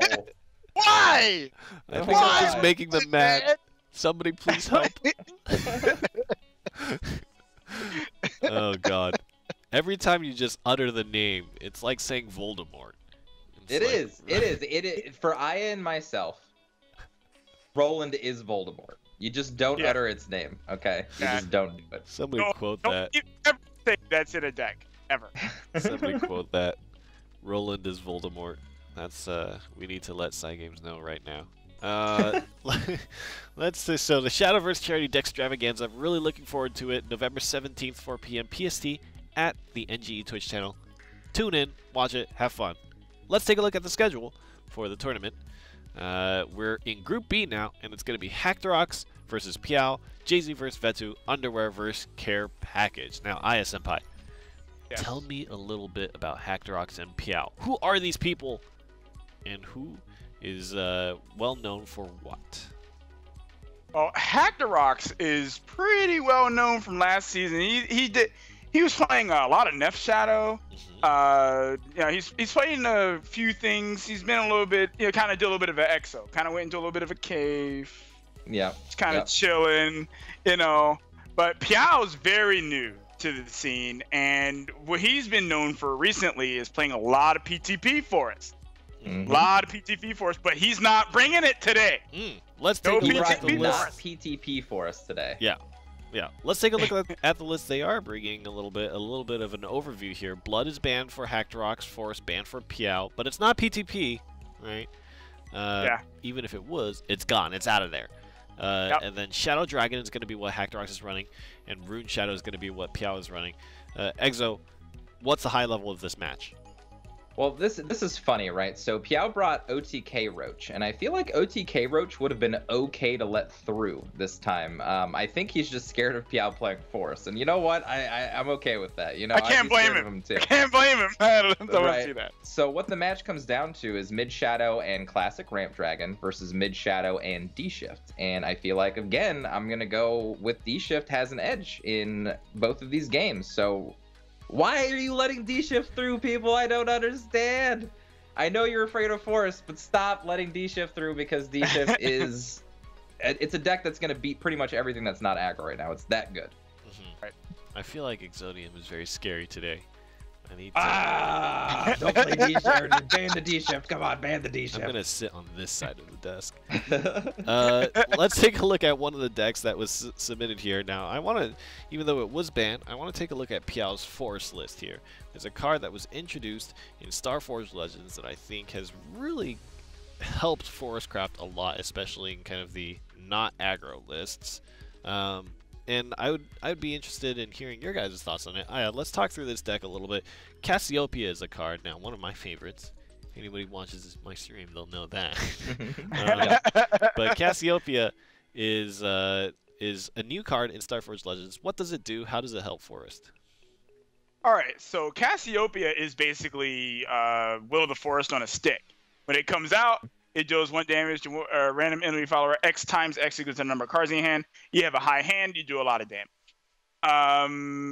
This is incredibly good for Forest because Forest has always been kind of lacking in like board clears and really strong tempo plays. Like playing Will of the Forest on 5 is not exactly it'll clear board, but it's not like the best tempo play.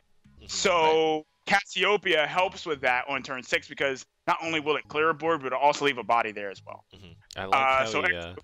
I like how he titled his deck "Not PTP Full." Yeah, exactly. I like that too. Yeah. I like that too. But Exo, go ahead and talk about the list that we're not going to see because it's been banned. That's right. So if you guys have watched previous seasons, you know how I feel about OTK Roach. I think it's one of the best decks. It always has been. It's not always good depending, you know what I mean, on what the metagame is, but it always has one of the strong things. It's kind of like D-Shift. It's not as ever present as D-Shift, but it can still do a lot of the same things. And this is a straightforward list. This is, I've got my Magical Fairy Girl Lilacs for the mid game, I've got my Wood of Brambles for the early game, and I've got all of my combo pieces backed up with Cassiopeia and Aaron for the late game if I need to stall the board for a couple turns. Because that's all it's trying to do. Just like D-Shift, stall, stall, stall, combo. What's different now is with cards with Airbound Barrage, Cassiopeia, you can actually have board positive plays that extend to doing some chip damage before your combo actually happens, where Forest normally didn't have that before because, like Aya said, Will of the Forest was in place of Cassiopeia, you don't get any damage off of that card, but at least Cassiopeia can come down and maybe get some extra damage in on top of having that effect. So I feel like it's always been a strong deck. It's always had its place. You just have to know when to use it. And just for clarity, when Aya Senpai says a Will of the Forest on a stick, as far as I can imagine, the term means that you have a stick, and on top of it is Will of the Forest. No, what it actually means is that it has the Will of the Forest effect, but on a body. He can play it, and it stays there. It's on a stick. It sticks on the board after it's been played. Yeah. And the way Akamaru Red told me about this card is he said you basically get, once you take out that Will of the Forest effect, it's a 1 play point 3/3 if you got the effect of the Will of the Forest, right? Yep. Because it plays that 5 play point spell, and then you get the 3/3 afterwards for 6. So that's always an interesting card. Always interesting to think about these cards in that way. But we'll see how that plays out. Now, one thing I want to mention: if we were to sit here in a room and try to pretend to be Hacked-Rocks, why would we ban Forest? What are we scared of? Are we just scared of that blowout turn? But you still have to face that, right? I don't know. That's the thing. I think Red Dragon is fine against it. He's running a Rahab list. He's got wards in his deck. He's running Mid Shadow, which is always naturally good against Roach OTK because of Death's Breath and now Dark Blade Fiend and Saris and all this other crazy mid game that they have. I wouldn't really be afraid of OTK Forest, quite honestly. I'd be much more afraid of the D-Shift. But I think it's very targeted towards Piao in just saying, I don't want to give you your favorite class to play, and I'm just going to try to beat D-Shift because I don't think you might have the chops to play it. Maybe that's what he's saying. Well, Piao and his Forest. We'll see if it actually works, or if Piao is going to just smack him down with a D-Shift. I mean, I feel like I would rather play against Forest than D-Shift any day of the week. Agreed. Yeah. 100%. Well, talk to us about the mulligans in this match here. We've got Runecraft versus Dragoncraft to kick things off. D-Shift versus Ramp. How's it gonna play out here? This is rough. So historically, D-Shift is almost always had the advantage against Ramp Dragon, and it really comes down to how well Hacked-Rocks is able to ramp early, and how well he's going to be able to just start jamming Storm followers. Otherwise, I don't know how he's going to win this matchup. So it's going to be rough. It comes down to what we talked about before. It's early ramp coupled with Fortes and/or Fortes with Erd and/or getting that Queen of the Dreadsea combo with Ariat and Genesis Dragon and all that fast enough. We've seen in the past that if you get a perfect draw, you can do that combo immediately and just close the game out. It is possible. But if you don't get that immediacy, that proactive game going fast enough, D-Shift's going to have plenty of time against Ramp Dragon to do whatever it wants to do. Right. Well, we do see that Hacked-Rocks has an Ayala. We also see that he has a Forte and he has a Erd in hand. So if he's able to ramp fast enough, he'll be able to do he'll be able to get that damage in. That's for sure. That's right. Here's a funny thing too. All of our D-Shift players, I feel like, have been playing against the ropes the entire time. None of our D-Shift players have been able to actually get D-Shift in their openers. Nope. And this happened yesterday. This has been happening. I don't know what's going on with D-Shift right now, but it doesn't happen often to where you can't get it within your first 4 or 5 turns, but we're seeing it on repeat. Yeah.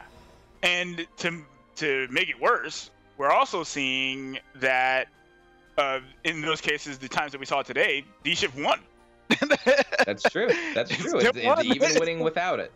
That's the difference. Like, OTK Roach needs its combo to win. It's the only way to finish the game out. You can try to win with board value, but it's going to be very hard. That's not to say that the combo is any less good or potent than D-Shift. It's just different, right? Like, D-Shift, you can actually use as a card to develop turn after turn, like we saw on the last time we saw D-Shift win, where it just puts you ahead and doesn't actually win the game. You can't really do that with OTK Roach. Well, Piao is in a little trouble here. Yeah, he's doing the prayer. Yep. He's in a little trouble here. He can play Owl Evo, but he won't even be able to trade into the Rob, which feels pretty bad. He does have a magic missile to help with that though, so that might be the play this turn. I don't really see a better line of play. I guess you do want to try to get that kaleidoscopic glow on the Staircase to Paradise before it pops. So it's also a consideration, but I think you can wait one more turn on that. Yeah, I was about to say, like, can you really afford to focus on that right now? Given what your hand looks like? Like, and still no D-shift in sight.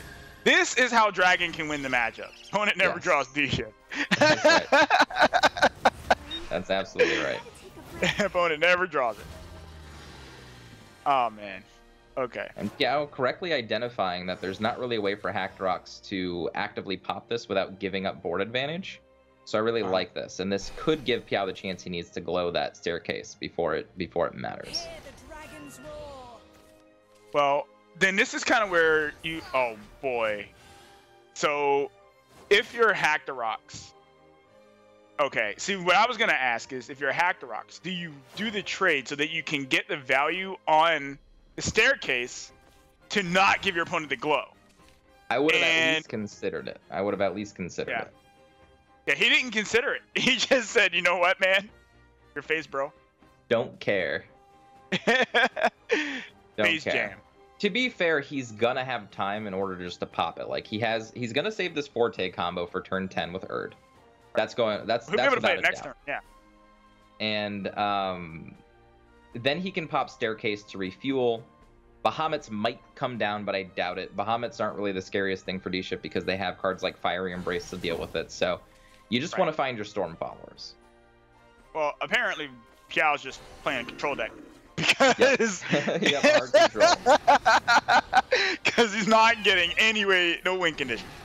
So he said, you know what, man? We're jamming all of it. I love this line. This is, again, where you have to realize, okay, I'm playing against a deck. I don't have my D-Shift endgame. How do I win this game? I tempo Dragon on turn 9 right before Bahamut can come down, and I try to just snipe a win.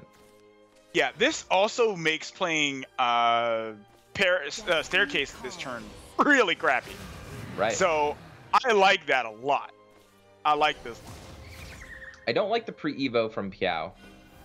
I don't like that, but I still think this puts him in a really good position. Yeah, a little premature. Now he can put his opponent down to 6, and he doesn't really need that much of an endgame to win. He just has to outlast now. Well, we can see the Bahamut getting jammed next turn for sure, but of course, as we know, it's going to need a fiery end, and couldn't help it. It was there. Anyway. He can also set up a bunch of wards this turn as well. That Fire Embrace is sitting at 0 if I'm not mistaken. So he can activate the full amount of golems here to set up for following turns, because I'm assuming he knows that Bahamut's going to come down. So you pair another Fiery Embrace with a bunch of wards. You protect yourself against any other storm damage, any other combos, while also presenting lethal. I think Piao's in a really good spot here. Yeah. So again, unfortunately, it seems like D-Shift is just doing really well. I mean, maybe not unfortunately. Maybe that wasn't the right word. But it's just well, unfortunately for Hacked Rocks anyway. Right. It's looking pretty bad right now, for sure. You know what's scary is when you get to like a really low life total and you're just like, can they just like magic missile me out of the game and like do some random stuff to finish me off? I don't like this. Are they gonna Blade Mage me out of nowhere? Is that gonna happen? I mean, not that it would. I mean, we know that he's not running Blade Mages, but still. Right. Now this is the one time that Piao is gonna have to sweat it. He's gonna have to make a choice if he wants to Fiery Embrace this or not. And then if he does, he's not gonna have a Fiery Embrace left over for the second Bahamut. So I think he's got to really measure how effective he thinks this Bahamut's going to be at actually attacking face, and that's what he's sweating about right now.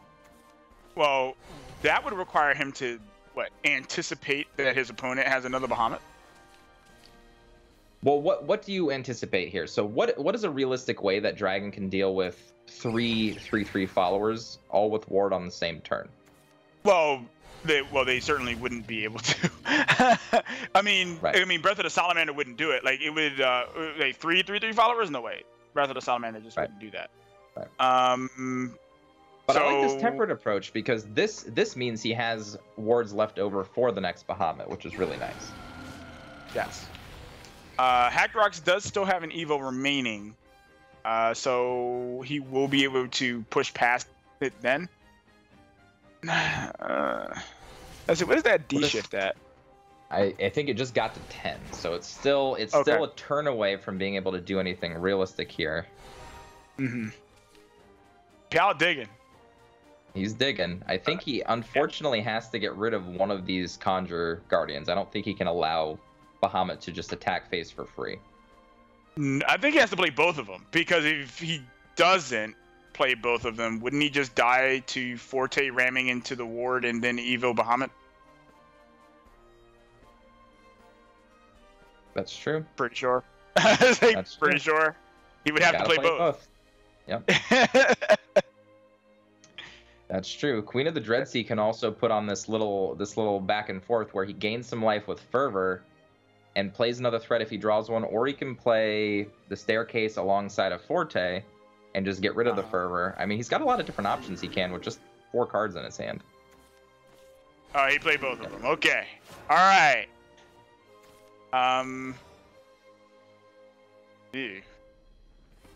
So, well, the problem is that Fervor here. Ooh.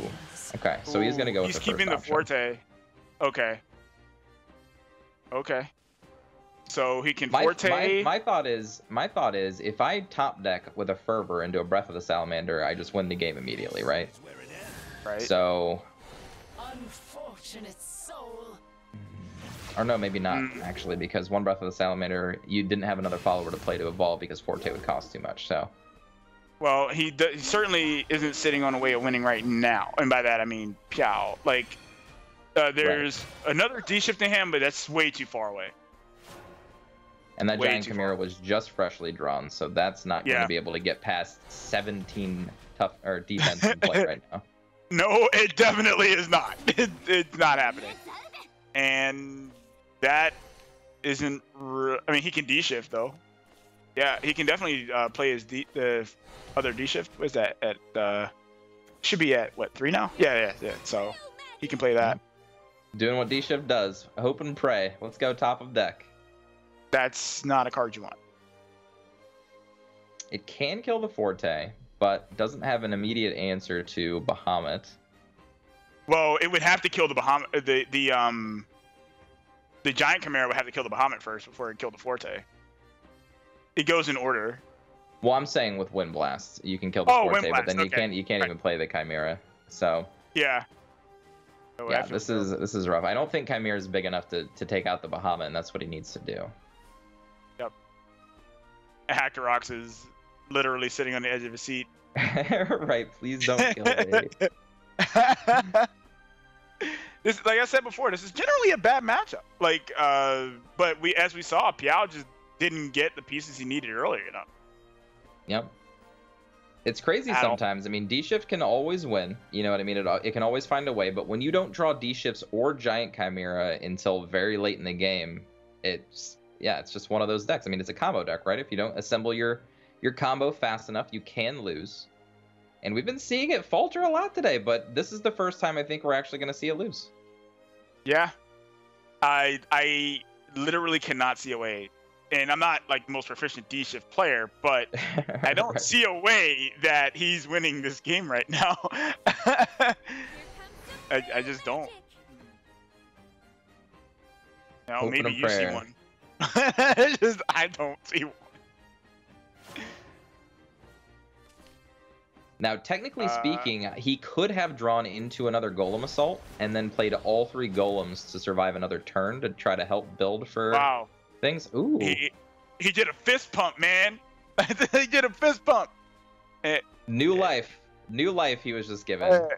Yeah, he just felt like, you know, before he felt like his heart was sinking into his gut, and then it just jumped out of his gut. Oh my goodness. What is this?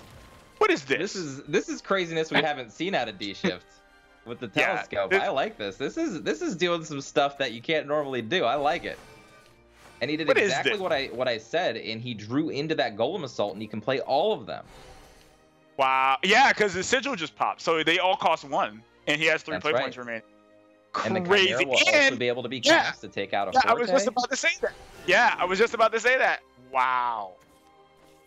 Wow. Spoken like a And the true Wind Blast taking it out. He could take out the. Yeah. Oh, Oh, yeah. I bet that felt amazing. Ooh, well, uh-oh. What's he drawing? What is it? Nope. Oh, no, that's not what you want. That's not it. No, that's not it. That's not it. NPO Never mind. somehow. D-Shift ekes it out again anyway. Again. I just finished saying I don't see how he wins. And he wins. Oh, man.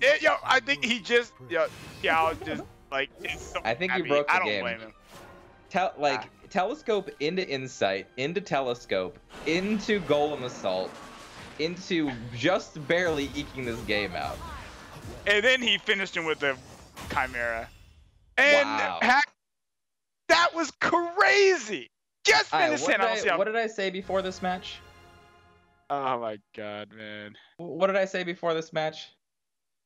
You know, Ban D-Shift. Yeah. Okay? Just ban it. Is showing up. Okay? It's showing up. It's showing up. Look at the smile on Piao's face. He earned that smile. That was a hard fought win. He that win. Like that, he played his heart out, okay? Played it out. Like so many times you could see all these different expressions on his face that, he lost his he lost love, and then he came back and then, he drew a telescope and he saw into the future and then he won. It's amazing. That specifically highlights exactly what I was talking about before to playing to your outs. So Piao raised his fist as soon as he saw that Insight drawn because he knew he needed to draw either that or Angelic Snipe in order to get the exact amount of spell boost he needed to continue on with what he was doing. And the Insight drawing into another Telescope into the Golem Assault allowed him to just do things that we haven't been able to see other D-Shift decks do. And I think that was incredible.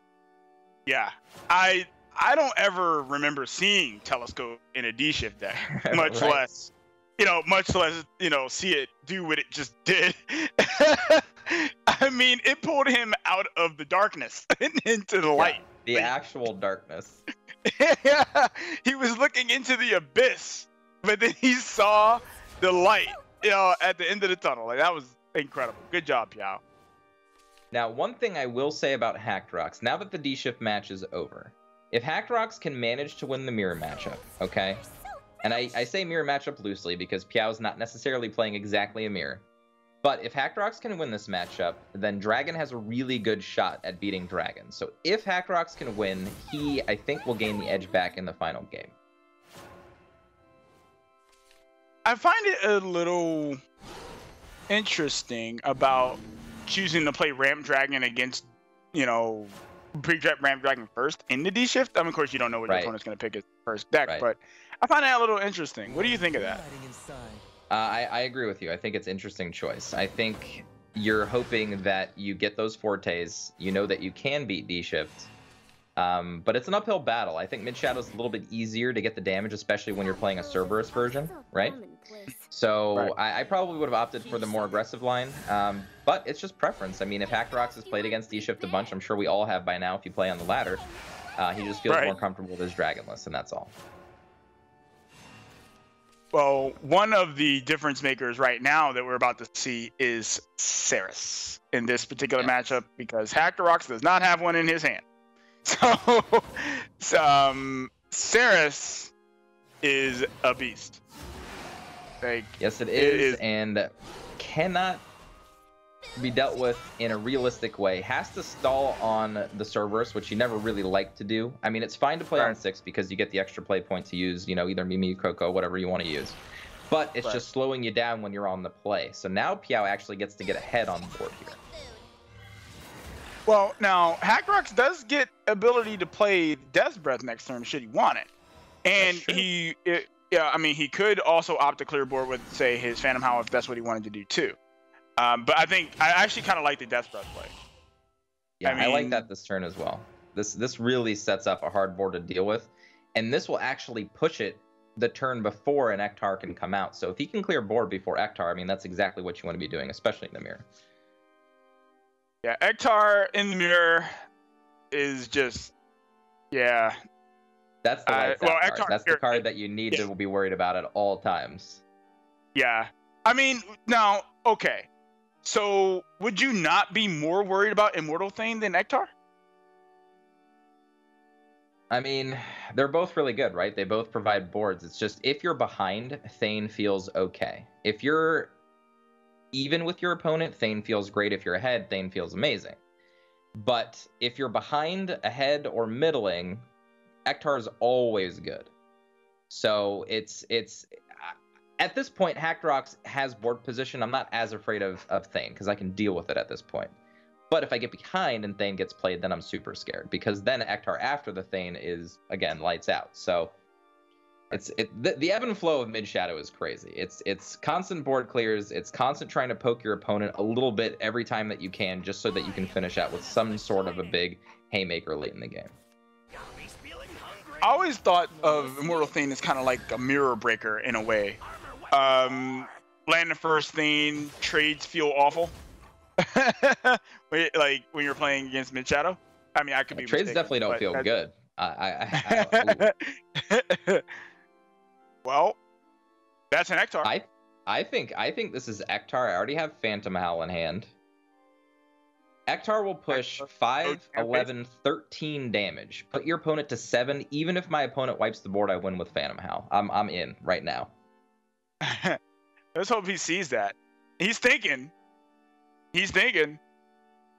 Hey, get your calculator out, buddy. That's right. Calculator out. How do I win in 2 turns? Ah, yes. I mean, if you need... Oh, he played Serve instead. That's interesting. The biggest reason I would have thought about the 2-turn lethal there is specifically because it's coming up to turn 7. This is the turn that you cannot play Thane and Soul Converted on the same turn. So if I push for the 2-turn here, my opponent really doesn't have a way to deal with this unless they have a Blade Fiend, which it's shown that he doesn't yet. He would have played it by now if he had it. So right. This is not a bad line of play. I mean, clearing the entire board while presenting a board is never bad, but I feel like taking the 2-turn win instead of dragging the game out would have done him a world of difference here. I think Phantom Howl in Hackrox's list is a little bit harder to read if he has it, just because it is, a mid-shadow list. I mean, again, we haven't seen Cerberus in a long time in mid-shadow. And I mean, we know that they have access to seeing the deck lists, but we haven't seen it in a really long time. So because of that, I would have a harder time reading a Phantom Howl, and I think he's only run 1 Phantom Howl. So it's kind of like, okay, well, does he have the Phantom Howl? Does he not have the Phantom Howl? That type of mind game, I think, does come into play. Well, here's the thing also. Now that he didn't do that, he actually lost the opportunity to get that huge chip damage in with that Ektar. So now Phantom Howl is off the table for being lethal anytime soon. So I feel like Hackrox had the win over 2 turns, guaranteed. Like, looking at the hands, it would have been a win. The end. No way around it. But now he's playing this. Oh, actually, Piao didn't evolve here to clear out more damage. So now actually Hackrox has the chance to do the same thing again. Yeah. So let's see if he actually takes it this time. Okay. Okay. He's doing it this time. He's like, okay, you know what, man? Don't clear Hackrox. Please don't clear. You have the win. This is why you play Phantom Howl. Oh, I think he's going face. Okay. All right, perfect. He's going. Okay, there we go. There we go. That's a 8-3 Bellinus, bro. That is huge. That's a big boy. That's a big and boy, honestly right? speaking, Piao knows that there's still a Mimi in hand, right? So he has to clear every single threat for the rest of the game, otherwise he's just gonna die to it. And of course, we know Phantom Howl stops that plan. It says you can't actually clear my board because I have a Storm follower. The end. Phantom Howl about to show its value, coming back. Oh man, I used to. I'm gonna keep pressing it every single week to people. Phantom Howl's legit. Phantom Howl's really good. How are you gonna feel when Phantom Howl gets rotated? I'm gonna be sad, man. I'm gonna be really sad. I like how your tone of voice changed there. You're like, Yo, Phantom Howl's really good. I'm gonna be really sad. I'm gonna be really sad when it's gone. I don't think it saw enough light of day while it was in. I think it definitely took over a format, and I find it weird. It took over a format, and people just forgot about it, right? Right. So. And shine. Well, I mean, he's gonna clear the board, but lights out, buddy. That's right. They should have paid your electric bill. Should have paid your electric bill. It's over. I like that one. I like that one a lot. I like that. There's that Phantom Howl. Easiest Phantom Howl in the world. Yeah. Right there. Hacker Rocks paid on the board. Yeah. You know, there is nothing worse than when someone plays a Phantom Howl and you just hear them say, "I'm coming for you," like 5 times. Right. There's no worse feeling for you. That was really creepy, but that's what it is, okay? That's exactly what it sounds like. It's just like, I lost. You know, you just know you lost. Yeah, as soon as you hear that, that's the feeling Phantom Howl should give to people. As soon as you hear that first line come out, you're just like, oh no. Oh no, because that's how it's always felt before. It's like, do they have the Phantom Howl or not? Of course they do. And you're dead. It's turn 6. They have Phantom Howl? Uh-huh. Oh man. Yep. Oh man. I'm for you. Like, oh boy. So now we're in the position where I said we would be. Hackrock's got that win. I think he now has the advantage over Piao because he's playing classic Ramp Dragon against new Mid Shadow. Now, new Mid Shadow has a lot of tools, I'm not gonna lie. If Piao has the chops, and I've been using that word a lot, but it's really necessary for today because I feel like players have to play their butts off today because of the competition. Right. If Piao knows how to late game against Dragon with his Shadow deck, he can come out on top. But it's a struggle. Well, Hackrox is missing the almighty turn 2 ramp. So the almighty, yes, absolutely. I mean, seriously, don't you just expect when you're facing against Dragon that they're gonna have Dragon Oracle?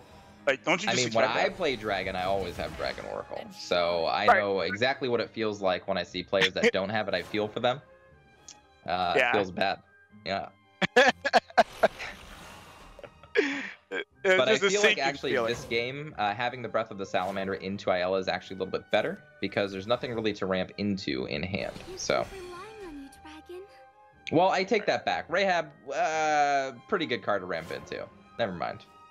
Is it really that good against Shadow? It is if they don't have Lurching Corpse. Which, well, he doesn't currently, so I suppose. Right. Would have been a really good ramp target here, but also just great on turn 4. It's not going to lose any value here. Yeah. So Piao playing 2 Pot of Greeds, and drawing a bunch of cards. Drawing tons of cards. Yeah. This Rahab actually ends up, being okay. Yeah, I like this. I mean, Saris will have to full trade into this and take some damage on the kickback, so it's not the worst ever. Plus, the Evo can't go face, which is always what you want to see when you're the Dragon player. And Sybil's going to be able to activate with ramp and heal next turn with that Ayala dying. So, well, I would imagine that. I'd imagine that right now, Piao is just jamming face. Yep. Jam face, man. Just doing what you got to do. Jam face, get that value, bust through wards, keep filling the board. All these 1-drops are coming in super handy, by the way. This is so much extra value that you wouldn't always normally have in this spot. I just want to point out one obvious thing. 1-drops are good. Yeah, 1-drops are pretty good. They feel kind of stinky when they're the last cards you draw. But filling in those gaps in your play points when you need to make a specific play can really do wonders for winning a game. Like this turn, imagine if both of those cards were wrapped up into a single 2/2. Now, there are multiple threats that have to be dealt with over turns as opposed to just one. Plus, they generate more shadows. They pose bigger threat with Ektar while that's involved. So, I mean, like, they just do a whole lot of things that a single card outside of just having multiple 1-drops could do. Look at how many cards Piao has left in his deck. He's got 23 cards. And Hackrock is sitting on 31. You know how many cards he's drawn this game, man? Like, He's drawing what? a lot of cards. Too many pot of greeds, man. Too many. Too many cards. And he's stocking up. He's like, I want as many Thanes, as many Ektars. You know what? I think Piao knows exactly what he's doing. He's giving up very small incremental board advantage to gain card quantity. And I think that's awesome against Dragon. Because Dragon only has so many plays that you need to be worried about, right? They have their Bahamut's, right, and they have their combo turns. As long as you can kind of meet your way around those, you're good. Okay, pause. Why would you Evo Sybil? Because you know your opponent doesn't have Soul Squasher.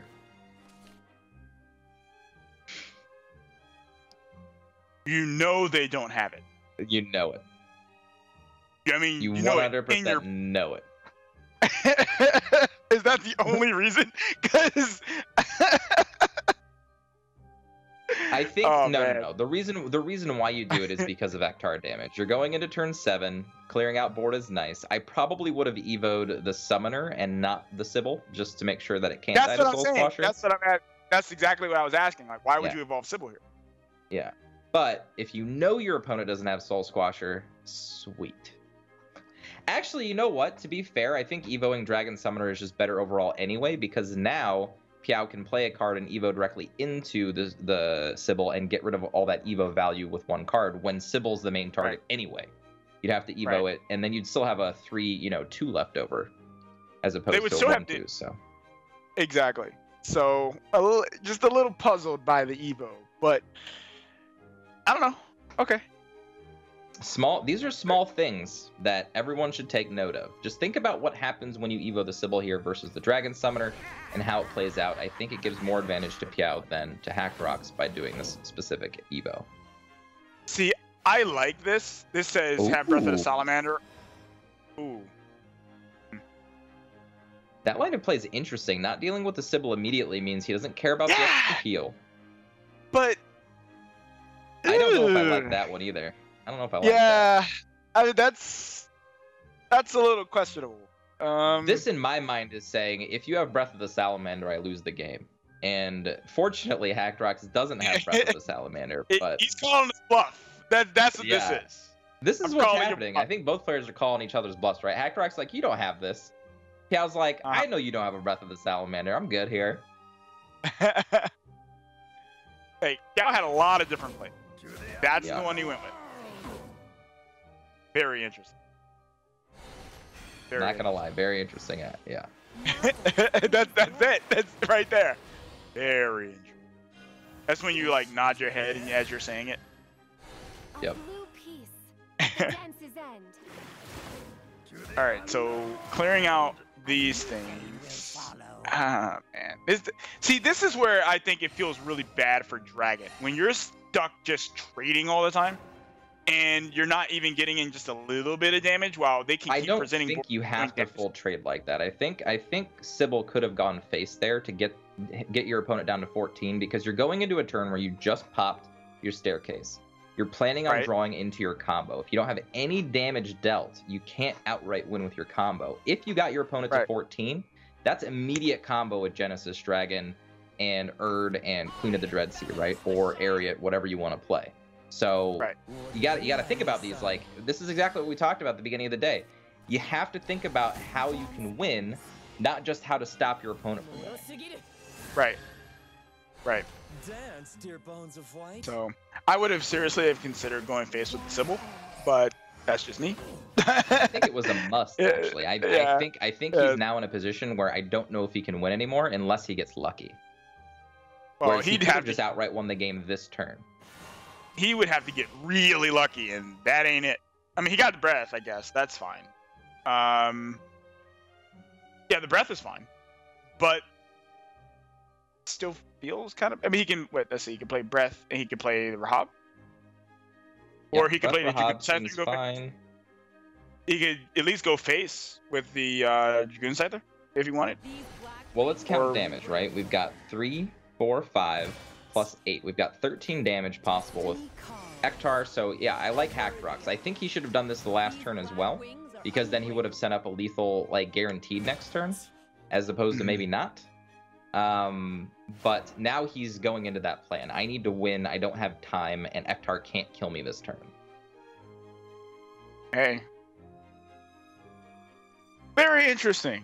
Like, I find it personally interesting to see that people are kind of going back to Storm Ramp, whereas like before it was like Ramp, everyone was playing Ramp with like Saha, Israfil, you know, all that. They kind of just changed modes and just said, you know what, we're going to Storm Ramp instead. You just can't anymore. It's the regular Ramp Dragon just doesn't win in any realistic time frame. Well, especially not with, you know, what's it called, D-Shift running around. Like, no way. Right. No way. Interesting. Okay. So this board can kind of get a little cleared up a bit with this Breath of the Salamander?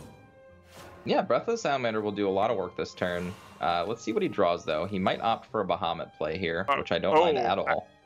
I would definitely jam Bahamut. I think I would 110% jam Bahamut. Because the Bahamut gets dealt with, and if Piao can't kill him, Hackrox win with Forte Erd. Yep. Yeah. Yeah. Easy Bahamut. There it is. He's crossing his fingers, man. You know what's crazy to me is that Ramp Dragon doesn't play Grimnir anymore. I think that's a little odd to me. I know that Scyther is amazing. Okay, don't get me wrong, but no Grimnirs anymore. Just you know, just a little bit. With all this mid range running around, maybe just one, maybe two. You know. Well, let's think about that. You know, before, back in the Dark Ages, which is what I'm gonna call it. Grimnir used to go face, so it made it a much more tempting thing to do because it made setting up Ramp Dragon's game plan to finish the game a lot easier. Now Grimnir is literally just a 10 play point board wipe that leaves back behind a 2/3, and when you think about all the different ways that tempo swings back, does Grimnir really seem like the card that, you know, you really want to be playing in Ramp Dragon?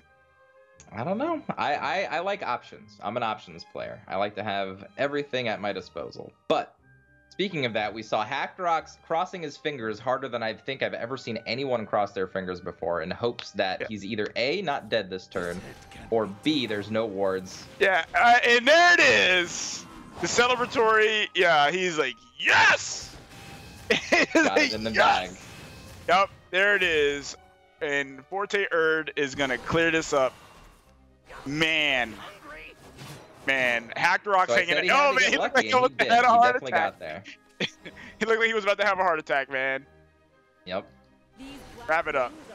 And Yao with the look of defeat, because that's exactly what happened. Destiny calls. Don't misclick, man. Making sure he doesn't misclick. Yep. Don't misclick, man. And Hackrox finally showing up. I love it. Hackrox, get on the board. Good job, man. Hackrox takes the win, meaning Piao drops a match here and couldn't quite make it work after what was quite possibly the craziest dimension shift game I've ever seen. Yeah. And Hackrox kept it together and made it work. That's, I don't know. These games today are insane. I mean, we've seen some incredible lines of play today. This was great play today. Great play. You know, it's a big win for Hackrox too. Piao was on a streak. He was tearing, right? And to see some momentum pushing back against them is great for the rest of the people in the group, as well as great for Hackrox himself. So I think that was a very big win. Ramp Dragon still seems very, very good, right? And I think it will maintain to be very, very good. Yes. Until who knows what's going to happen with rotation. But very solid plays from Hackrox here. Let's take a look at the standings. This is going to put Hackrox up 1-1 and kind of pull Piao down to 1-1 to join him. And we still have yet to see Jay-Z and Vetu, and then Underwear and Care Package. Those are going to be the next two matches coming up. But that was exhausting. It felt like we were watching Control Blood matches. Yeah, those are some long games. Yeah, that's what it. Yeah. We've got a lot of long games today, but there's still a few more to get through. Let's take a quick look and keep pushing the show forward here at Jay-Z versus Vetu. Now, Jay-Z, obviously the North American champion, the one and only, because he's won all the Shadowverse tournaments so far. Yep. Probably the scariest player right now in my eyes. He's running Dragon, Rune, and his Shadowcraft is banned out. Meanwhile, Vetu, a new name, kind of up until now, just kind of participating in tournaments here and there, all for fun, and managed to make it all the way through to the World Grand Prix. So an incredible run for him, especially on the Contenders Cup. Is going to be running Blood, Rune, and I believe his last deck was Sword. Is that right? I can't quite remember, but either Sword or Shadow. Remember. One of them. Sword or Shadow. It was one of the S. It was a deck with 40 cards in it. Yeah. Uh-huh. I'm pretty sure yes. 40. I'm pretty sure you're right. But Jay-Z versus Vetu. Let's talk about it a little bit. How do you feel about the lists? Jay-Z obviously being a incredible force of strength here. What do you think this match is going to come down to? Well, he's brought 2 control lineups, essentially, with Neutral Rune and Ramp Dragon versus 2 aggressive-minded decks in PDK and Aggro Blood. So I feel like Jay-Z, more than any other player on the European side or North American side, has shown his prowess with control. I think he knows exactly what he needs to do, and I think he has a very strong edge in this matchup. Let's talk a little bit about one of his lists. Now, we talk about control. His Runecraft deck is something that I want to look at.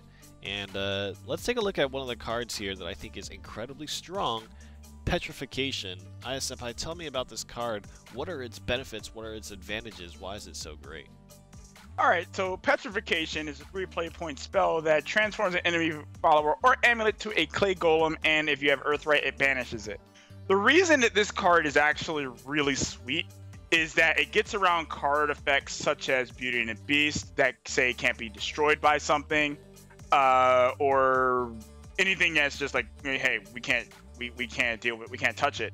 It just transforms. Last words, so it's just like, gets around that. Yeah, last word effects gets around that. It's just like, no, get it out of here. You know, it just turns it into this 2/2 that does nothing.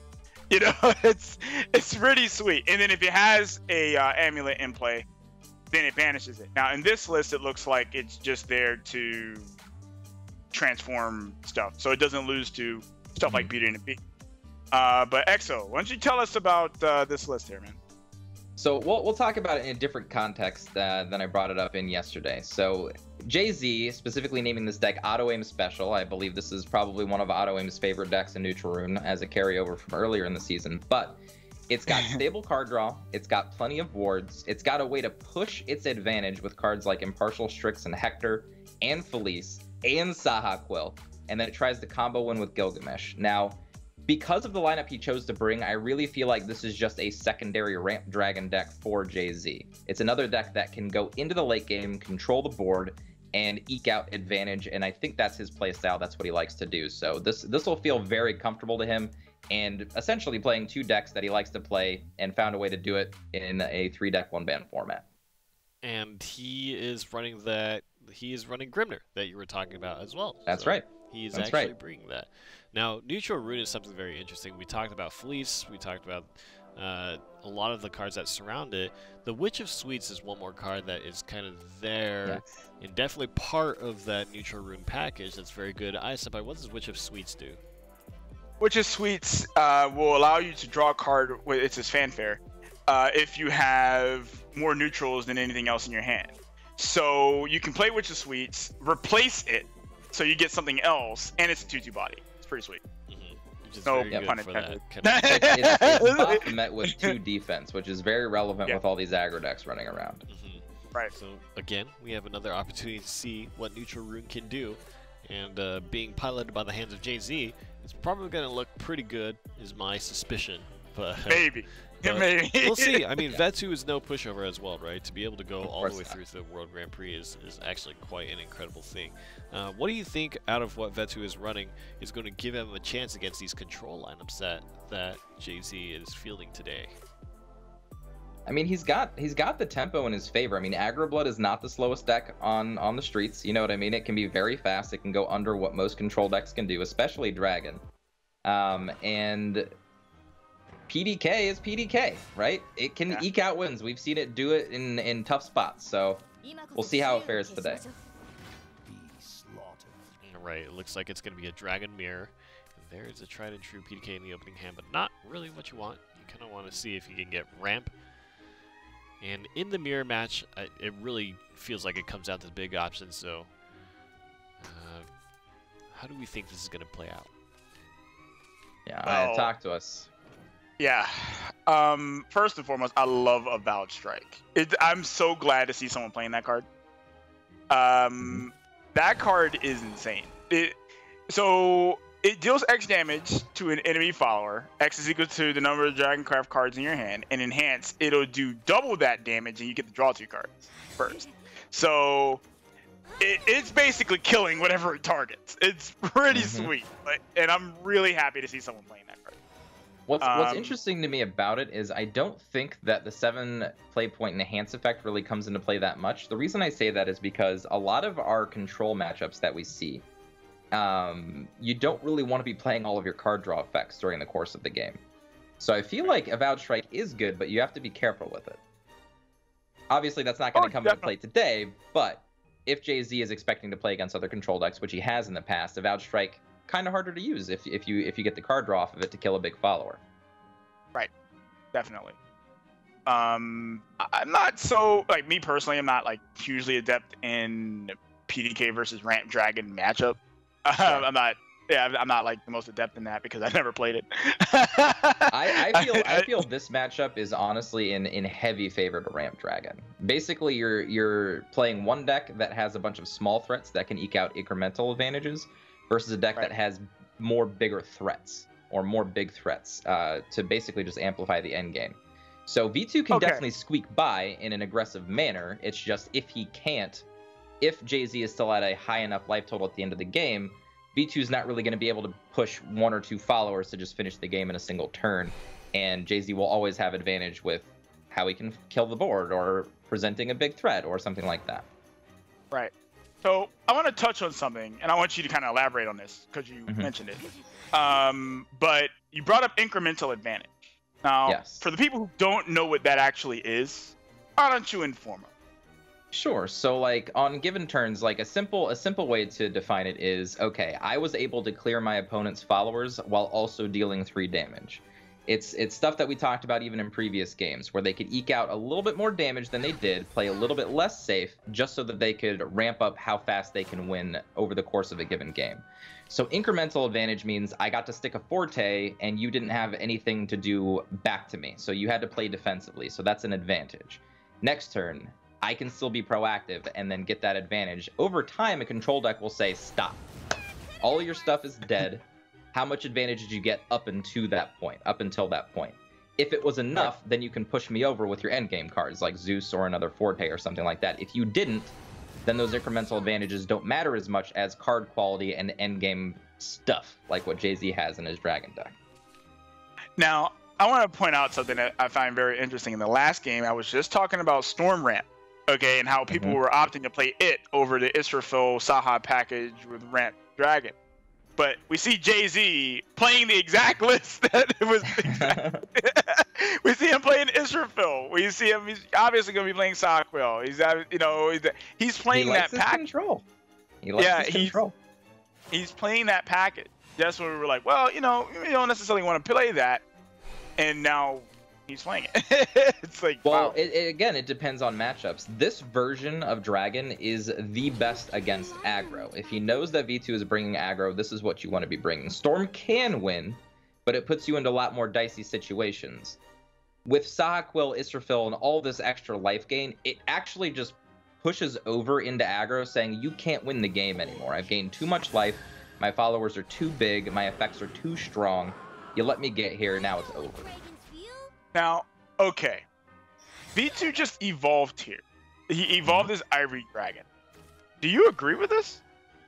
Again, playing into Breath of the Salamander, but you've already seen how many Breath of the Salamanders go by, right? So sometimes you just have to take your advantage. V2 knows he doesn't have any card quality in his hand, or card quantity, rather.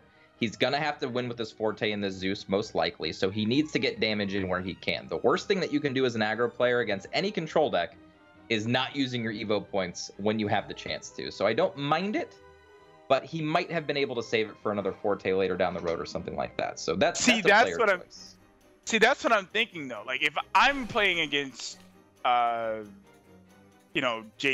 I know his list. I know that he can play cards like Sahaquil, Zastrafil, or whatever. Would I really want to play my board into that? That seems a little weird to me. To be honest, it's hard, honestly. I don't know if the Evo is exactly correct. It's not the worst play, of course, getting the extra damage in. But a lot of that's going to stop to matter. Jay-Z has possibly, I think, one of the best 7 plays in the entire game, which is Oracle into Sybil to ramp you to 10. Because especially when you're playing as an aggro deck, when your opponent does that, you're just like, crap. They're now 4 turns ahead of me. Bahamut is now active. Every option in their deck is now active. And if I don't create enough of an advantage here, I can't win anymore. Right. So Breath of the Salamander will kill the Sybil, but doesn't feel good.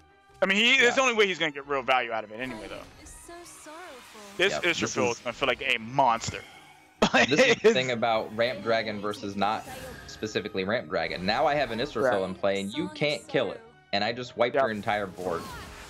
Yep. I played a Song of Sorrow. They all died. Right. Now, Jay-Z could have even been more tempered with his play and played Sahaquil with the Israfil, but I think his mindset is, I can just put this Israfil in play and it's not going to die, and I can keep attacking with it, so why not? Jay-Z looking comfortable right now. he looking super comfortable. He's like, man, just go can I go on the couch? Like, let me take a quick nap or something. Like, he's looking real comfortable. This is like embarrassment of riches time. He can attack with this Israfil, even play a Bahamut, kill his own Israfil without even caring about it, and still win this game, right? So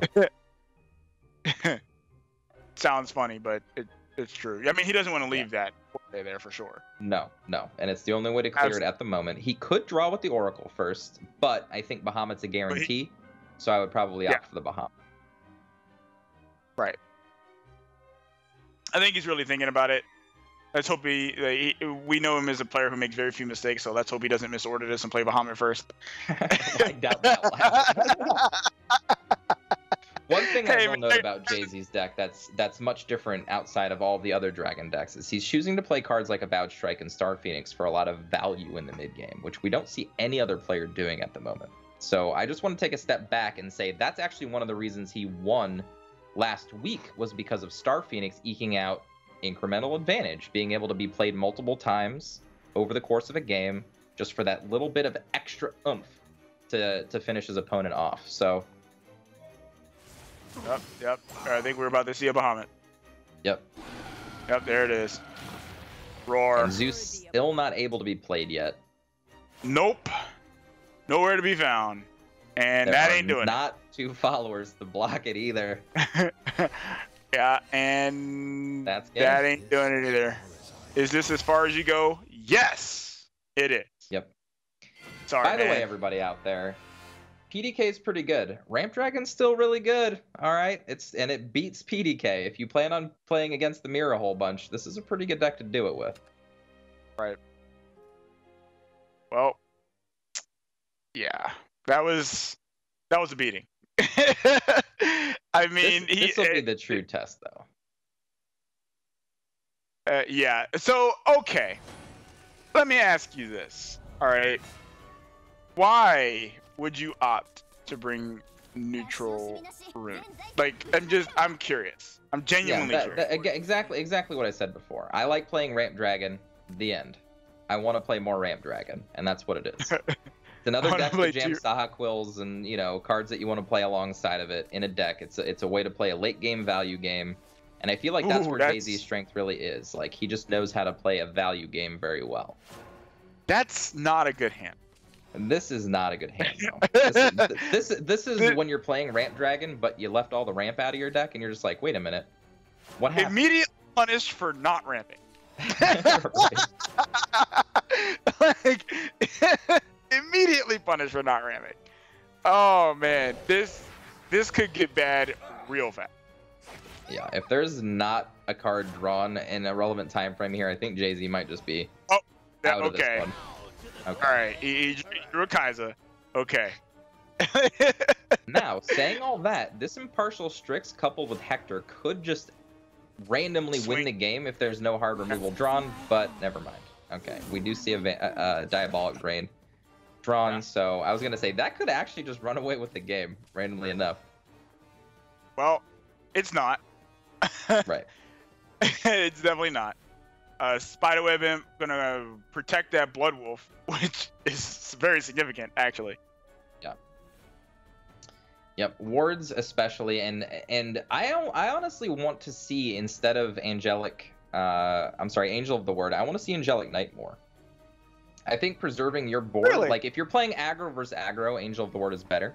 But if you're planning on playing against more control-y decks, the other Angel is better because it presents a ward that, again, does a Spiderweb Imp impression and protects your followers, but it also buffs their power.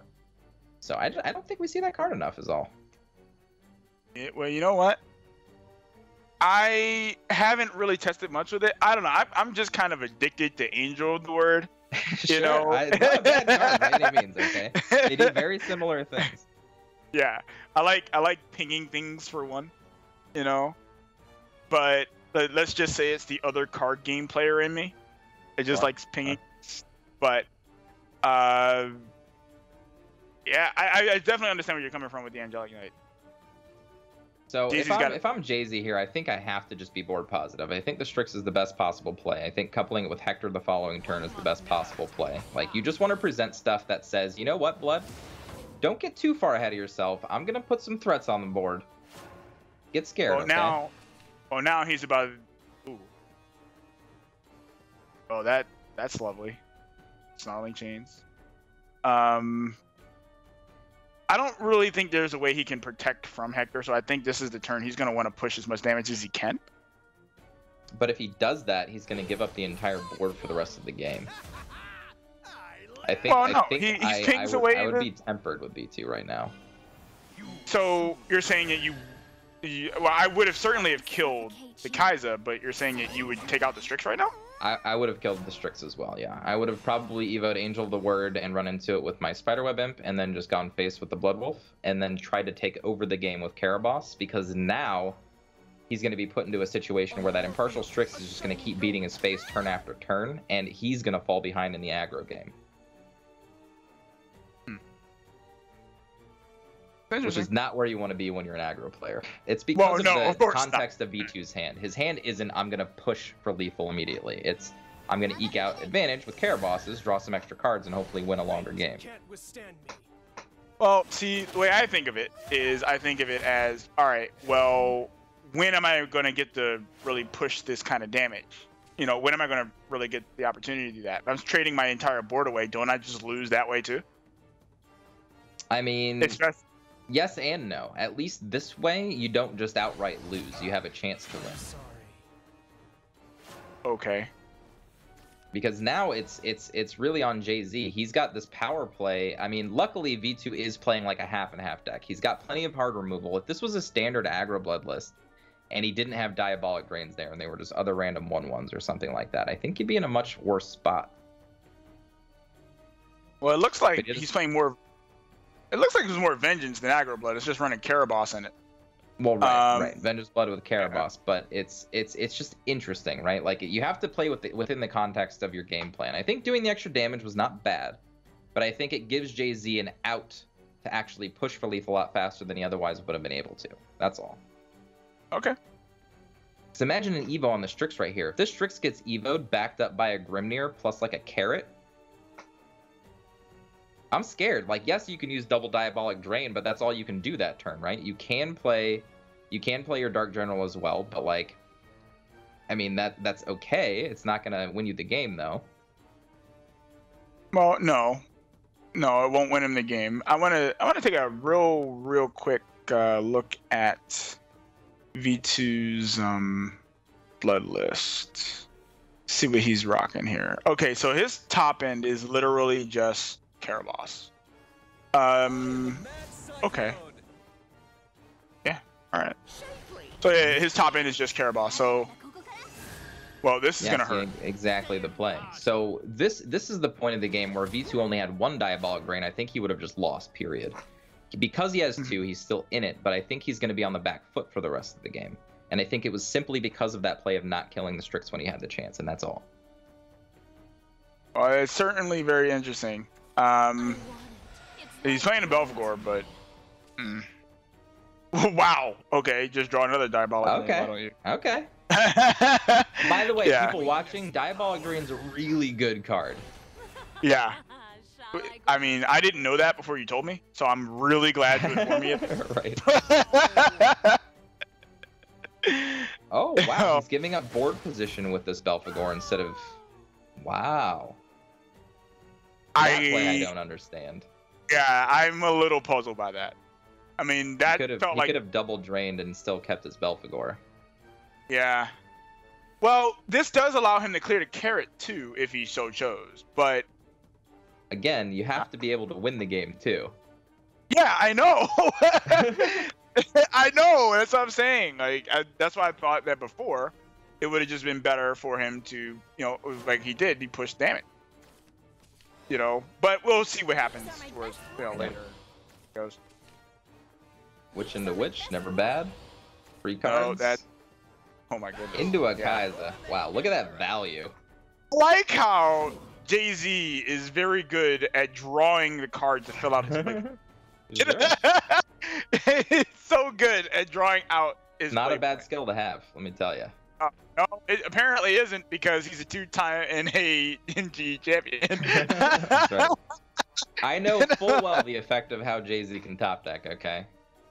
I know full well. He just draws his curve. But you know what, man? I got 7 play points. I'll draw it. No big deal. And he does. That is funny. All right. So now, luckily for V2, Jay-Z doesn't actually have access to a Gilgamesh, but I don't think that matters because we have Saha Zeus in hand, and I'm pretty sure that just pushes for lethal immediately. Yeah, exactly. Not. Oh no, he's at 10 now. No, he's at 10. Yeah, he's at 10. Okay. He can't push for lethal with that. Overcounted by 1. He's right on the cusp though. It's okay, man. We're all bad at math sometimes. You know, sometimes you need a math tutor, okay? You don't play OTK Roach for a couple seasons, you forget how to do math.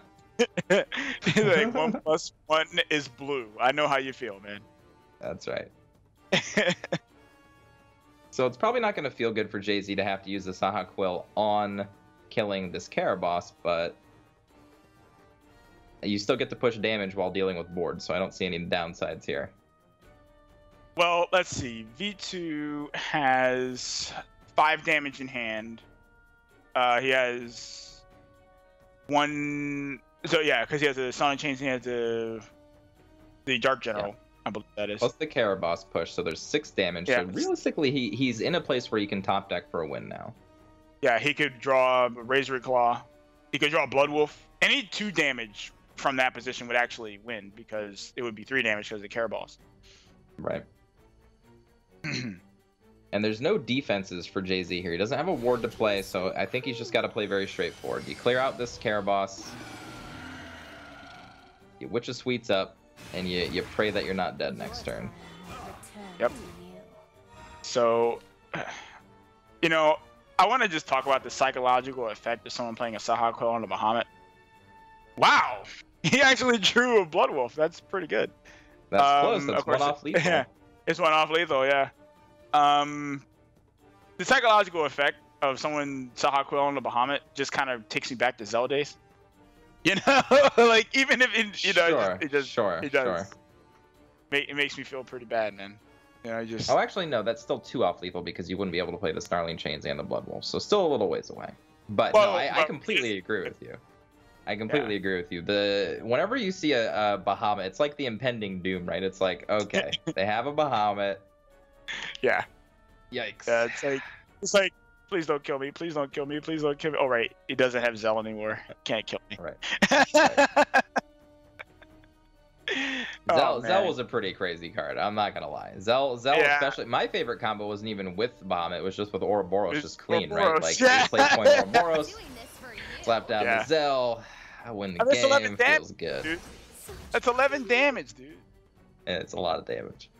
That's a lot of damage. Okay. Oh man, nightmares. So I like this. I think V2 is just going to go for a purely defensive play here. Probably deciding whether or not he wants to Snarling Chains or play his other disagreeable demon. I like the demon play. I like demon. Yeah, I like the demon. This Caraboss Alright. doing work. Yeah, well, Caraboss tends to do that. Yeah. Tends to So work. sorrowful. But he's gonna go back Israfel. up. Oh, yeah, he's gonna go up to 12. He won't be able to clear these demons though. Well, I mean, he'll be clear 1, but he won't be able to clear both. Wish I tried All right, harder. So- what we've got? We've got 3. Well, he 7, can dance. So he can dance 8, into 9, Blood Wolf 10. and go face, and then so that would be 4, 6 damage. Put him at 6. The Plus Caraboss. the Caraboss pick, yeah. It would go to 5, and then he would have the Yeah. Dark General the following turn, which would then be 4, and then 1 damage from the Caraboss. That's the win. It could have been, however, Zeus. Oh yeah, yeah. Oh yeah, right. There is the Zeus. Oh, but that doesn't actually do it. So no. That's it. Because he'll play if he plays Zeus, then he doesn't die. If he plays Bahamut, Right. he dies. He's dead, right. Bahamut's death. Zeus is a win over... Actually, it's not even a win over 2 turns anymore because V2 got to 6, and there's no extra storm damage out of hand from Jay-Z here. Right. This is So a at the tough moment, call. V2 kind of has this game on lock. Yeah, this is a tough call for Jay-Z. It's a really tough call. Do I play the Zeus or do I play the Okay, he played the Zeus. Oh my goodness. He knows. He Stop knows. making the right plays. Wish I tried harder. It's like, jeez. Ooh, so he could kill the Zeus. He can kill He it. If he plays Dark General and something else into it, he can kill it. Yep. Yeah. He could also V2 play a Savoir into another Blood Wolf. No, that doesn't kill it, right? No, 6-4, no, that doesn't kill it. Can't do that. Yeah, he would have Yeah, to it use has the to Dark be General. DJ. Or DG, Yeah, rather, Dark General. Well, he could do Dark General into Stalin Chain. That puts Jay-Z at 3. Wait, let's count this. Okay, so if he does Dark General, Snarling Chains, that's 7 damage to the Zeus. Attacks it with the Blood Wolf. Opponent's at 4. You play the other Blood Wolf. Can't do that. Don't have enough play points. Can't do that. He Never doesn't have the mind. play point. Yeah. Yeah, he doesn't play the play point. So he would have Caraboss to kind play of Dark. messes me up on that kind of math too, because it's like, wait, he's still at 7 play points? Oh yeah, that's right. He doesn't get any more. Right. That's the only hard thing about playing with that card, right? Is just you can't play more of the spells. You're drawing a bunch of cards, but you might not always be able to play all of them immediately. So, but I like this line. This line's saying, you have to top deck me. I've got Caraboss ticking. Ooh, there's the and winning look at hand. that. There's the winning hand. So, and he didn't get it. No He didn't Gilgamesh, get it. no Zeus, No, Nada. nothing. no Nada. life gain, no wards, no nothing. Nothing. 0. Tons of Bahamut's though. All Yes. the Bahamut you want. This But- is where Jay-Z, I think, needs to try to draw a card. Ooh, This song's for you. That feels bad. That feels worse. almost. Almost, Unica. Almost. That feels worse. It's like 2 pure hearted singles, 3 Unica, still dead. Does it the fancy way, it looks like. You know what? Whatever. Whatever, right. Alright, so V2 showing up saying, you know what? You gotta beat me with that neutral rune deck, man. I don't know how good that is. Arthur doesn't know how good that is. Nobody knows how good that is, really, because we don't see it very often. I don't know how good at it. Like, I didn't know people were still playing it. Right. I still think it's a fine deck. It's just, it was against a very well played aggro deck from V2. I mean, V2, he drew a lot of cards that game, had the Diabolic Drains and all of the removal spells when he needed it. Like 1 less Dance of Death, 1 less Diabolic Drain. I think that game would have turned right around. But he had all of the cards that he needed. So this is where things are a little different. Since this is not actually a ramp dragon list, does the matchup change a little bit? In terms of like we usually say, Ram Dragon's very good versus PDK, right? So Right. does that change since this is not actually Ram Dragon? He's not ramping. He's going to take a really long time to get to those board clears. Right. Dang, I think this is more of an even matchup.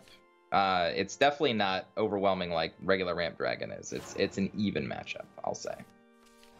Okay. Because V2 has regular Ramp Dragon endgame built in as well. He's got 2 Bahamut's, he's got a Zeus, so he's got enough stuff to deal with late game if he needs to. But he definitely has the advantage in the early game.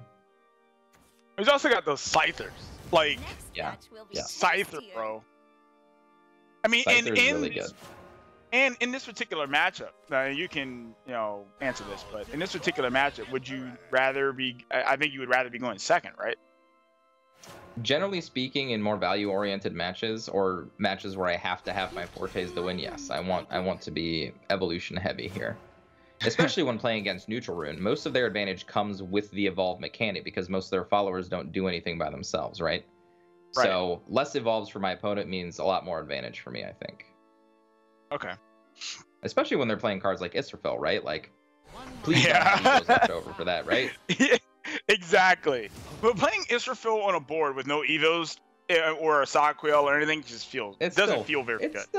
It's still fine though. I mean, it's still a monster that gained you a bunch of life. So yeah, but it doesn't feel good though. It's not like, okay, I just cleared your board and I got this 10-10. I'm sitting with an 8-8 and gained 4. It doesn't feel as sure. It doesn't feel as I'm not like you. I think playing Israfel is fine and dandy most of the time, Evo or not. But maybe not in the old days. But nowadays, I think Israfel is just fine.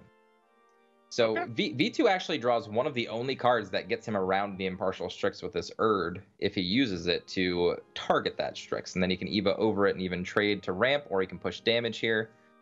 I totally think that's what he should do. I'm just putting it out there. Or he can do this instead. This is a fine option. Yeah.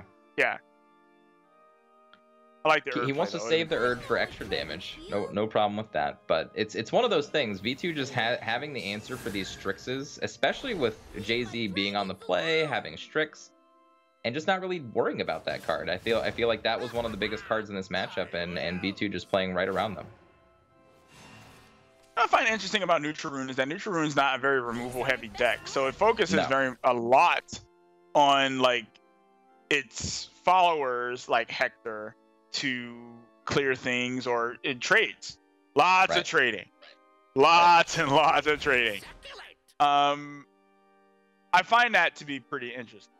That I'm forgive me, I'm just a little puzzled about it's like old Control Sword. It tries to do everything with its followers. The reason you play Rune is because it gives you a little bit of extra card draw, and it gives you a few combos to end the game, such as Illusionist with Gilgamesh and Zeus, and things like that. And that's realistically the only reason.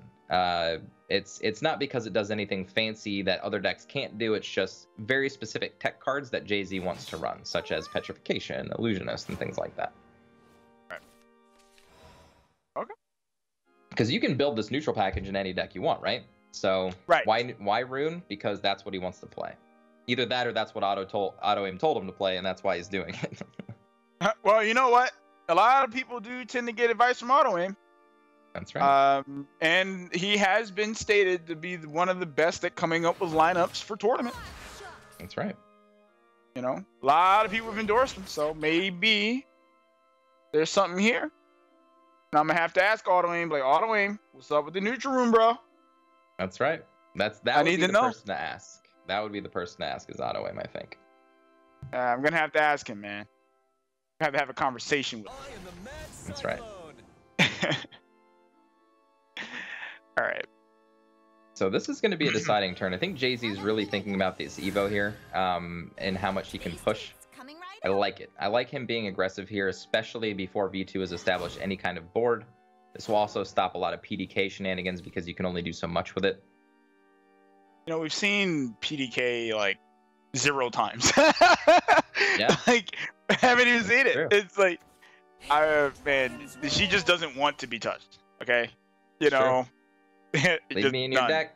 Don't worry about me. No touching. None. No touching. I'm a I'm a little disappointed actually. I was kind of expecting to see like a lot of some more care to touch, bringing it back, but not really seeing it here. Or not. I almost want to see this turn. I would have liked to see like a Scyther with a Dragon Tamer and clear out the carrot just to eke out some advantage, as opposed to just hard trading here. I don't think the 4 damage is going to matter all that much. I think he's saving. To see him try to take over the board again. He might be saving that for the Forte, the Tamer. Play Forte Tamer and then the following turn play Forte Erd. Try to close the game out. I mean, the Forte would do 6, put him at 10, and then that puts him right at lethal. Yeah, that's true. But again, I don't think the extra damage matters that much because it's over lethal, right? Because you technically have that Evo point left over as well. Well, right. I mean, maybe, well, no. I mean, I don't know. You can use the Evo to break their ward or something if it comes up. I don't know. It can happen. I don't know, man. I think about all the small things. Like every turn, like my mind is working. Okay, what can my opponent do to get back into this game? What am I afraid of? I feel like taking over the board that turn as opposed to just a straight trade could have done some work, and the extra damage from Dragon Tamer I don't really care about because I already have super combos in my hand. I already have Forte into Forte Erd or Zeus if I want it. So I'm not worried. Plus I'm ramped, which means I'm going to get to do it first. Well, he has ramped a lot. Or rather, maybe not necessarily a lot, but he's ramped enough. That's the enough. Enough. And he might actually be going into another ramp because Jay-Z has to be thinking, yes, killing that Ayala stinks, but my opponent's almost at 10 already. I don't really want to let him have more damage. He might let it stay though. Maybe he doesn't want to ramp to 10. Yep. Interesting. Very interesting. What do you think of that? This is just easy game. This is another one of these games where if you just play out your hand, you have 2-turn lethal. Yeah. Come on, V2. You can play... Actually, he can do a boat of damage with a Forte right now. Yeah. A lot of damage. Play the Forte, Dragon Tamer, Jam, Dome. Yep, because he still has Yala. Unica, and then next turn play whatever I want. And by whatever I want, I mean Forte and Erd. You don't play anything else. You just play that. Right. Okay, so V2's he's really thinking about this. And I mean really thinking about it. But I mean, is there really that much to think about? There aren't that many plays in his hand. I mean, the only other thought is to maybe Dragon Oracling to draw another card before you Forte, but that's about it. Okay. So we see if we're there. It goes. Okay, now we're on the same plan. Strictly speaking, I think I would have tamered the Ayala, just to keep because again, I don't need the extra damage. Because I know that Israfil's not an option next turn. You're only going into turn 8. There isn't this big life gain spike that's going to happen, and wow, what a draw then that it would have stayed in play. What a draw that was, though. Yeah, Hector was needed. Wait. No, he has enough. He can definitely kill the Forte. He can definitely do that. That Hector was like the draw. God draw. Yeah. God Hector, he was just dead, right? So now he's not. Yeah. Wow, what a draw. That might have actually just saved him the game. Now, that is to say that Zeus can still come down next turn and present a huge threat that can't be dealt with by anything outside of doing a whole lot of stuff this turn. But Jay-Z can save his Evo point for Israfil next turn, so that can clean up a Zeus by itself. So just depends on how he plays this turn out. This is rough. That Hector draw. Hey, you said it, man. He knows how to top deck. I know. It's a very valuable skill to have. Yes, it is. Absolutely, it is. Very valuable skill to have. Wow. Oh man. The crazy thing about this too is, again, that bridged the gap to actually being able to play Israfil. So now he's going to be out of lethal range. Yeah. See. Wow. So he'll be at 14. Forte Erd actually only does 12 because of Evo. That's right out of range. I mean, this can't feel good, right? Playing in Israfil and then like evoing your Israfil into a Zeus, that can't feel good. At but all. It's not bad. You still get 2 damage in. You get to push with the rest of your board. You get to get out of lethal range. I mean, this does everything you want it to. Yes. I was a little bit like, okay, you know, and I don't think V2 played this incorrectly. I think he actually played it the way he should have, given what card he had. It's just when you draw Hectors when you're in a time of crisis, you know. Yeah. you know, going back to Eagle, man. But it's like when you're in a time of crisis, man, you just draw a Hector. right. You're like, no big deal, bro. We're good. We're good. Now, if he doesn't play the... Ooh, he didn't play the Israfil here. A shining helmet. Oh. So he's gonna die. Oh. Jay-Z making a very rare misstep. Wait. He's not dead. Yeah, he's not dead. Oh, the Hector doesn't go away until the end until of the beginning of your next turn. Okay, okay, Right. okay. So he's not dead. This Okay, actually. Okay, I got really scared for a second. Yeah, but now V2's dead because Zeus, Evo, face. Yep. So Jay-Z, never mind, not making a rare misstep, making an awesome play and winning the game. Yeah, Good on him. Now that he's not. There are no misplays for Jay-Z. There are no misplays. There are only good top decks and perfect plays. Yep. That was such a close game for Vetu as well. I mean, he was only 1 step away from making the lethal blow, and any kind of misread the situation, Jay-Z would have just lost. We talked about it. I mean, honestly, it came down to that one draw. It set him up with a ward over 2 turns, you know, as we saw with the Illusionist play. So that was the key card to draw, and he drew it. Illusionist, too, really coming in handy. I know that was one of the cards that we were kind of debating back and forth of like, oh, I don't know what I feel about this card, but Jay-Z correctly read what was in the, I suppose, graveyard, I guess, for lack of a better term. Right. Yeah. And got the ward, and that's exactly what he needed. So he would be able to close it out. Let's take a look at the standings here. Jay-Z going to continue his domination, putting himself up to 2-0, and Vetu goes down to 0-2. Now the only match remaining is going to be Underwear versus Care Package, and this is going to be interesting. Care Package, rough start to the season, 0-1 now in the group. Underwear, meanwhile, off a pretty good win, and I really have to think that Disaster is really taking the competition much more seriously and stepping up to another level, right? As Eplic has said, you know, a lot of his teammates are contributing to all the deck submissions that they have, the practice that they get. They're really sharing information very well. Yes. Right. So I think they're Underwear doing the is weekly going to tournament. yes. So I think Underwear is going to be particularly scary here, and I think Care Package's work cut out for him. Let's take a look at the head-to-head and see what the decks are.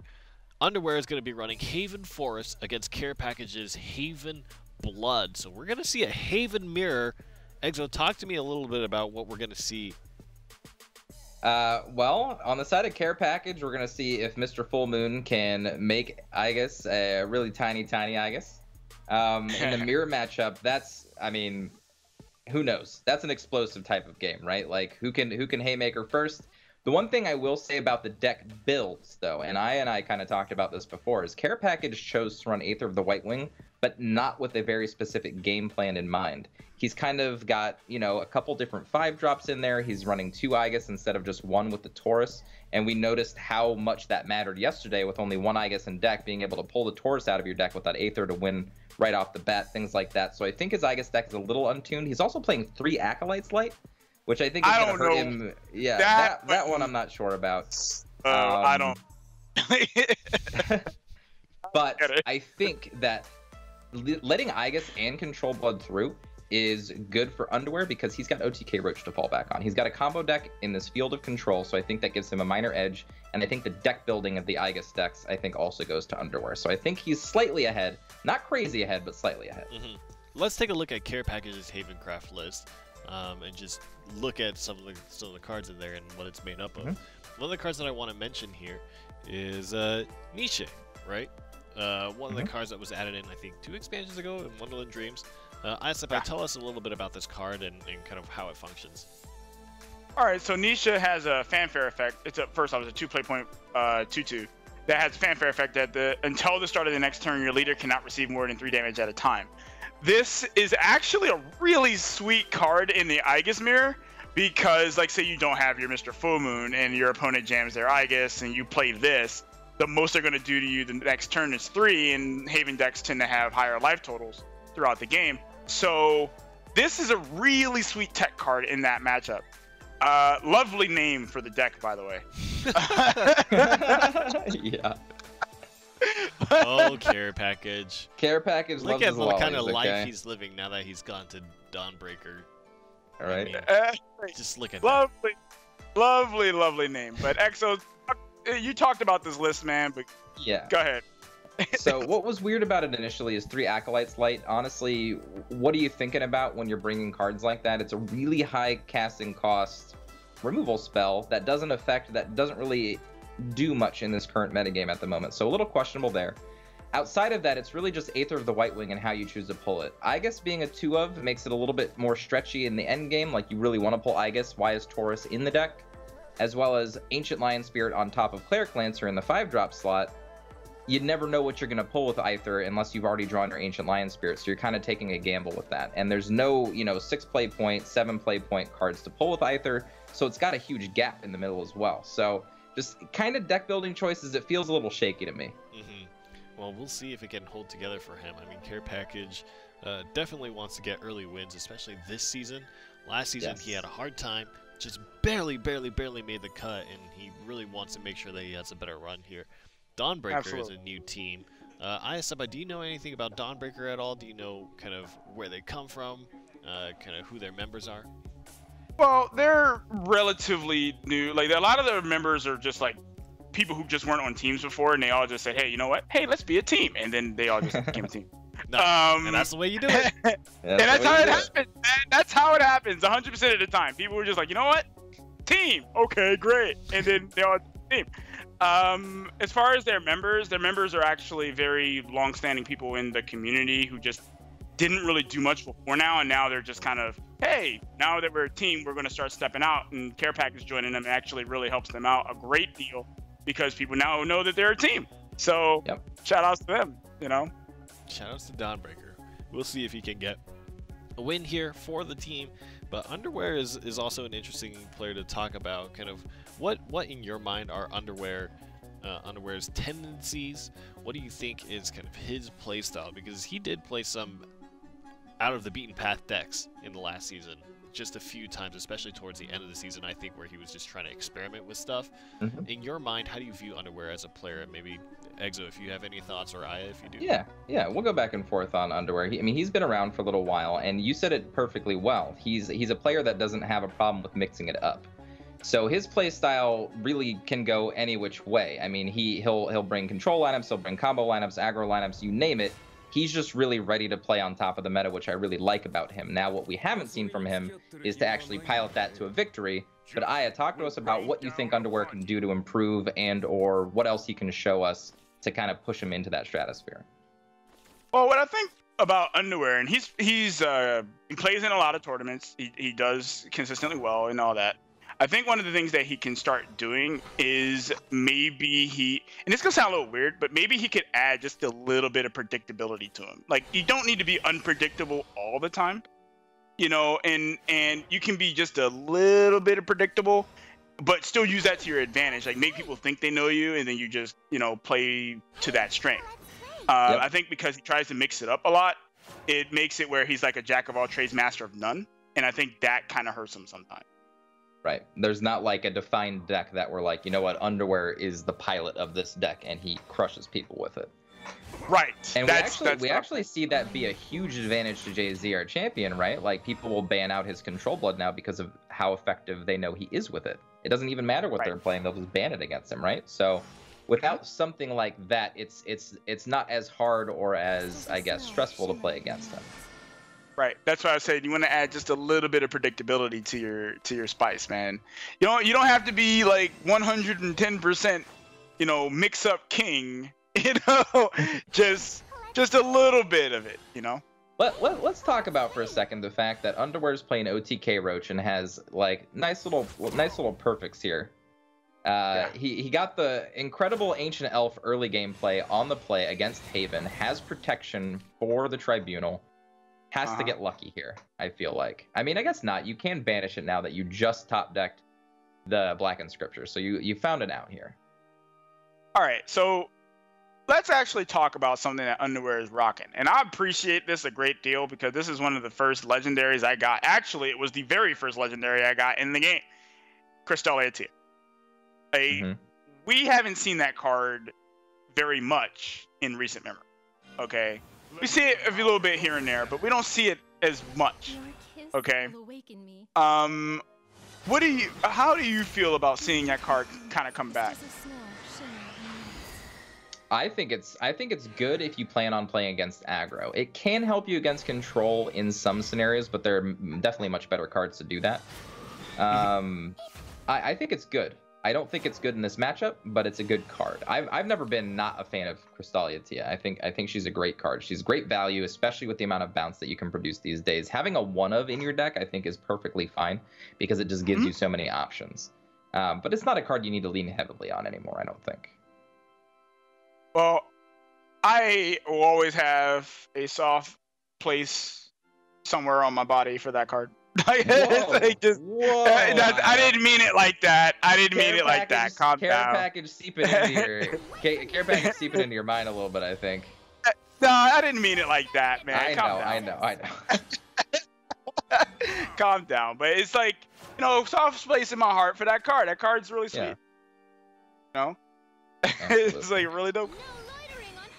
I just want to really point out this game. This is kind of like the de facto, I have the best draw I possibly can against my Haven opponent. My opponent's already at 13.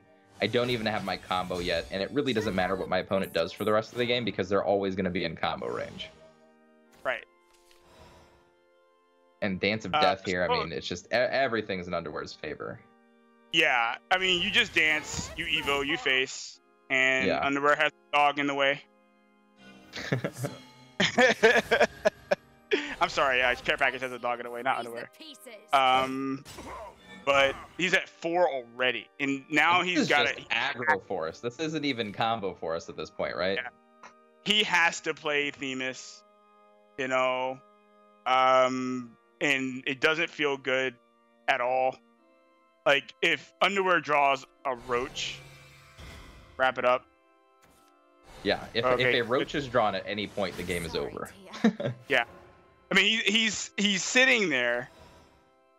Well, I mean, he could technically draw one if he was really just. This is what I play Fairy and Nature's Guidance at 100% right now. Yeah, and then you draw Roach, you win. Yeah, absolutely. Just win. If you draw Goblin Mage, you win, right? Because that will get you your Roach, and then you just finish off with it. So any number of things he could have drawn would have been win right there. Let's take a look. I'm gonna look at Underwear's deck real quick because I don't know if he's actually playing Goblin Mages. I have to imagine he is. It's not like a card you usually leave home without when you're playing this deck. Right. Okay, he's playing 3 of them. So yeah, he could have gone for a couple different wins last turn, but decided to just play it safe. No, he's in no rush, so I don't blame him. This is intriguing. Not clearing that. I mean, you just kind of leaving yourself open to like a dance. Yes. Actually, there's still an Evo point left. Yeah. I'm like, aren't you just dead? Just the game. Yeah. Aren't you just dead? Like, why wouldn't you kill that? Like, yeah. Why wouldn't you kill that? Is there a reason? Like, can you think of one that? I mean, I know his thoughts are I want to have a Warden play, but again, with an Evo point left over, I mean, this is just game. I mean, there's no way that thing's living. And there's no way he's living because this game is a wrap. Yep. Wow. Yeah. I really don't understand that. I really don't. Well, that'll be Care Package down a game, losing to OTK Roach. Honestly speaking, OTK Roach is kind of a throw match anyway. I think OTK Roach was very well positioned against both Control Blood and Aegis Haven. So now that match is out of the way, Underwear has to win with his Aegis deck, and we'll see if Care Package's tech choices do him any justice. Right. Well, I, as a Haven player, absolutely detest playing against Roach. Just Yeah, because of course. Since the dawn of Roach, absolutely. Yeah, I detest it. I can't stand it. But I would rather face Roach than D-Shift, mind you. At least I can play a ward to stop Roach. I can't play a ward to stop D-Shift. They just, they take extra turns and, blow out my wards anyway. Yeah, we already talked about that one. Banning D-Shift was definitely the right ban. Absolutely. Oh yeah, for sure. But the fact that Underwear, this is what I was talking about building strategy. He brought D-Shift and OTK Roach. Both do very similar things against Care Package's lineup. So he's almost guaranteed a win if he plays his deck properly and the right draws and all that stuff. But almost guaranteeing himself a win here. Oh man. Well, okay. At least Underwear is set for the late game. He's got the late game on lock. He does have Aegis on turn 9, so there is that. However, Care Package is running Control Blood, and let's look at how many Mr. Full Moons he's running to counter this. This is very interesting. Very interesting. Because this matchup is generally in Haven's favor, right? It's generally in Haven's favor, primarily because of Aegis. If it wasn't for Aegis, things would be pretty different. Right. And Care Package is actually running 2 Mr. Full Moons, so he will have an answer to the first couple Heavenly Aegis that get played. So that might be enough to push him over the edge. We'll see. He does have to draw them, but I feel like, turn 9, you're on the draw. I think you can probably get there. Well, I fully believe that he's capable of doing so. How many Aegis is let's see, how many Aegis is he running? Just one. Wow.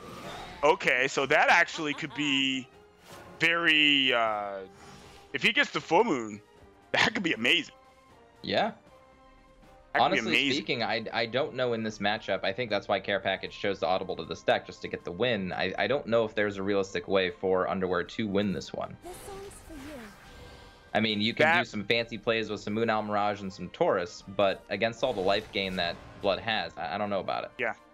Especially with that Mask of Black Death. Like, what does Haven, for the most part, do against Mask of Black Death? Well, at least this style of Haven. Play into board control. That's what it does. It plays its Moon Owl Mirage to pop it, and then it loses its Moon Owl Mirage. Yeah. Right. So now he opted not to banish that with the Black Inscripture to force him to overdraw. I guess it's a very interesting line. Hey, that's something you can do. One of the things that I do against players who like to draw a lot of cards is make sure that I punish them for it. That's an actually often overlooked strategy is if you can make them overdraw, maybe they don't get that Mr. Full Moon. Maybe you make them overdraw both of their Mr. Full Moons. Yes, the chances are super low, but if it's one of your best chances to win, might as well take it. This is also one of the things that I really like about forcing people to overdraw, especially Blood, is that they play Belphegor, and playing Belphegor on like those turns where there's just like nothing really going on feels really bad when you're sitting with like 8 cards in your hand and you're just burning cards because you're trying to build some type of presence. It feels terrible.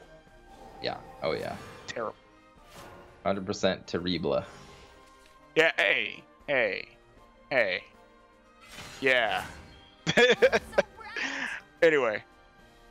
And now this is just kind of like, we're going to sit here and watch both players play maybe something, and then just kind of pass a bunch. Both these tribunals are lined up, so I don't think Care Package is going to be playing anything into them.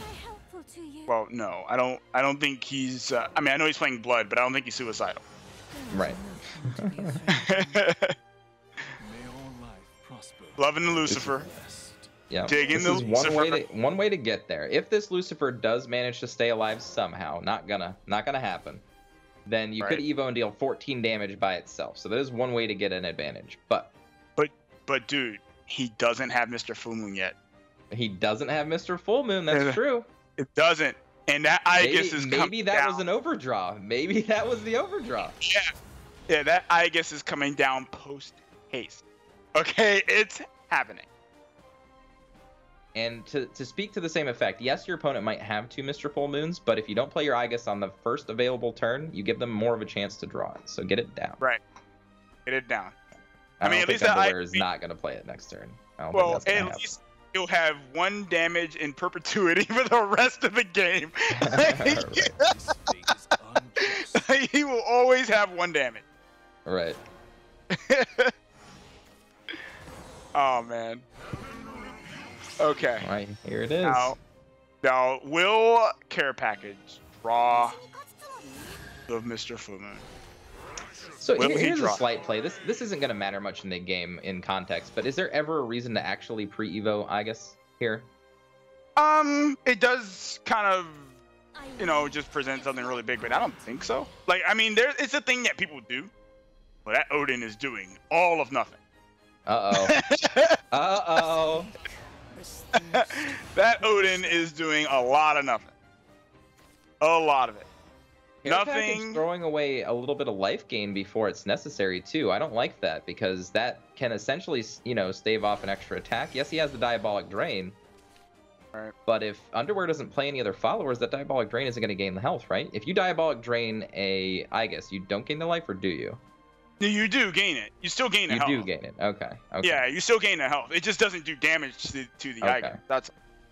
There are He's some definitely- effects that just fall off of that card, so. Well, yeah, Diabolic Drain's not one of them. The gain health effect is actually separate from the drain effect, the actual damage. So you definitely get it. It's like Sabrewer. Yeah, so it'll be necessary for him to do it next turn so he doesn't die. It's just, that's only 1 turn. He needs to draw his Mr. Full Moon.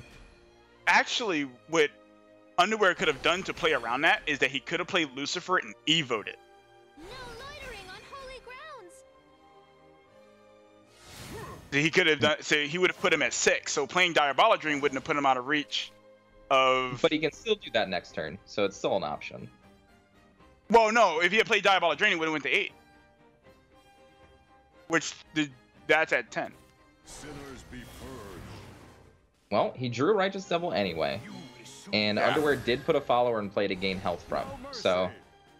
Yeah, he did. Well, he could technically gain health from the Aegis. You know, But it's at least it would die. In this scenario, Right. this will actually stick around. So now he has to deal with it. Not a big problem. Obviously, has a Themis' Decree, has a But has he's a just- Blackened no, this Scripture, and all game's- this stuff. But it's if he doesn't play that Diabolic Drain right now, this is lethal. He's He can dead. play He's Lucifer and dead. Evo. Yeah, yeah, it's lethal. He has to. I mean, he has Moon Mirage as well, like to push for even more. Actually, no, Moon wouldn't. Moon would actually put him at 1 on Evo, so that wouldn't be enough. But the Lucifer would be lethal for sure, or the Moon Mirage, either one. they're both, yeah, it's same. It's just if Care Package does not utilize the heal, he will die. Yeah. He will definitely be dead. You need to play that now. 14 is not a healthy life total.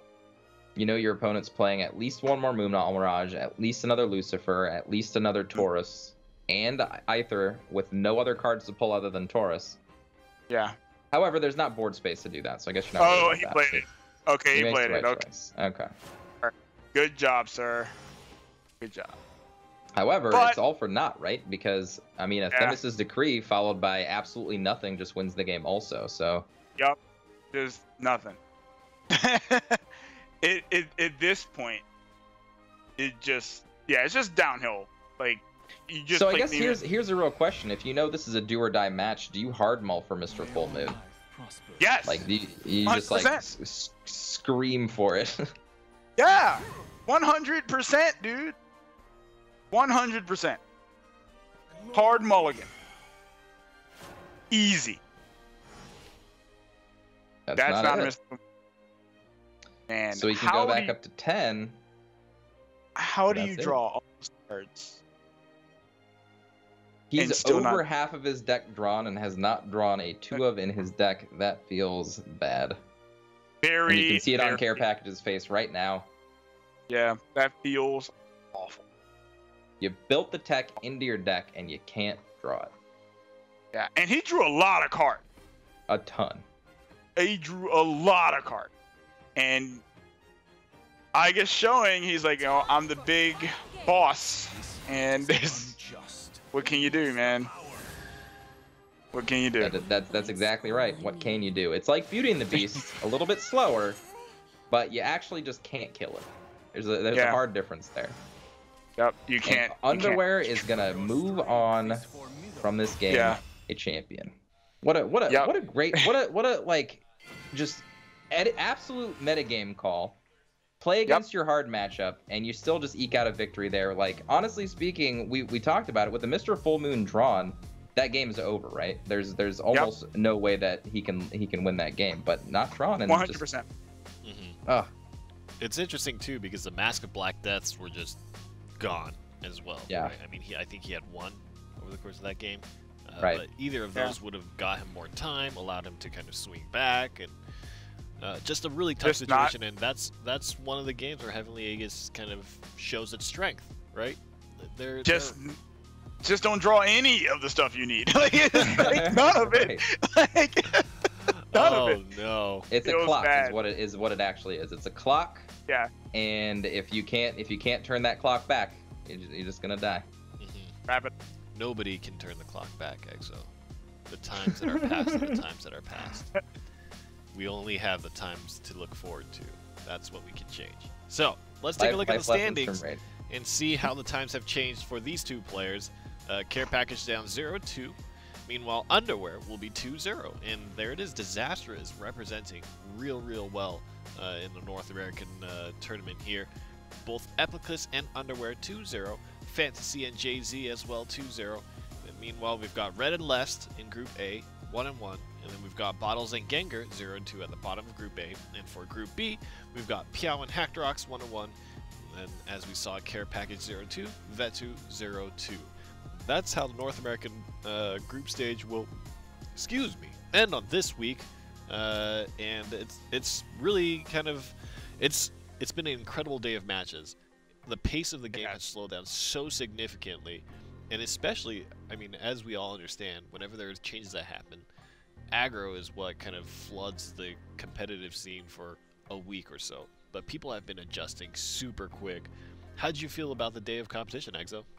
Well, it's not even just about that. I thought the competition today was great. I mean, today's competition was crazy. We had to see a lot of people fight really hard for their wins today, and that's what we like to see.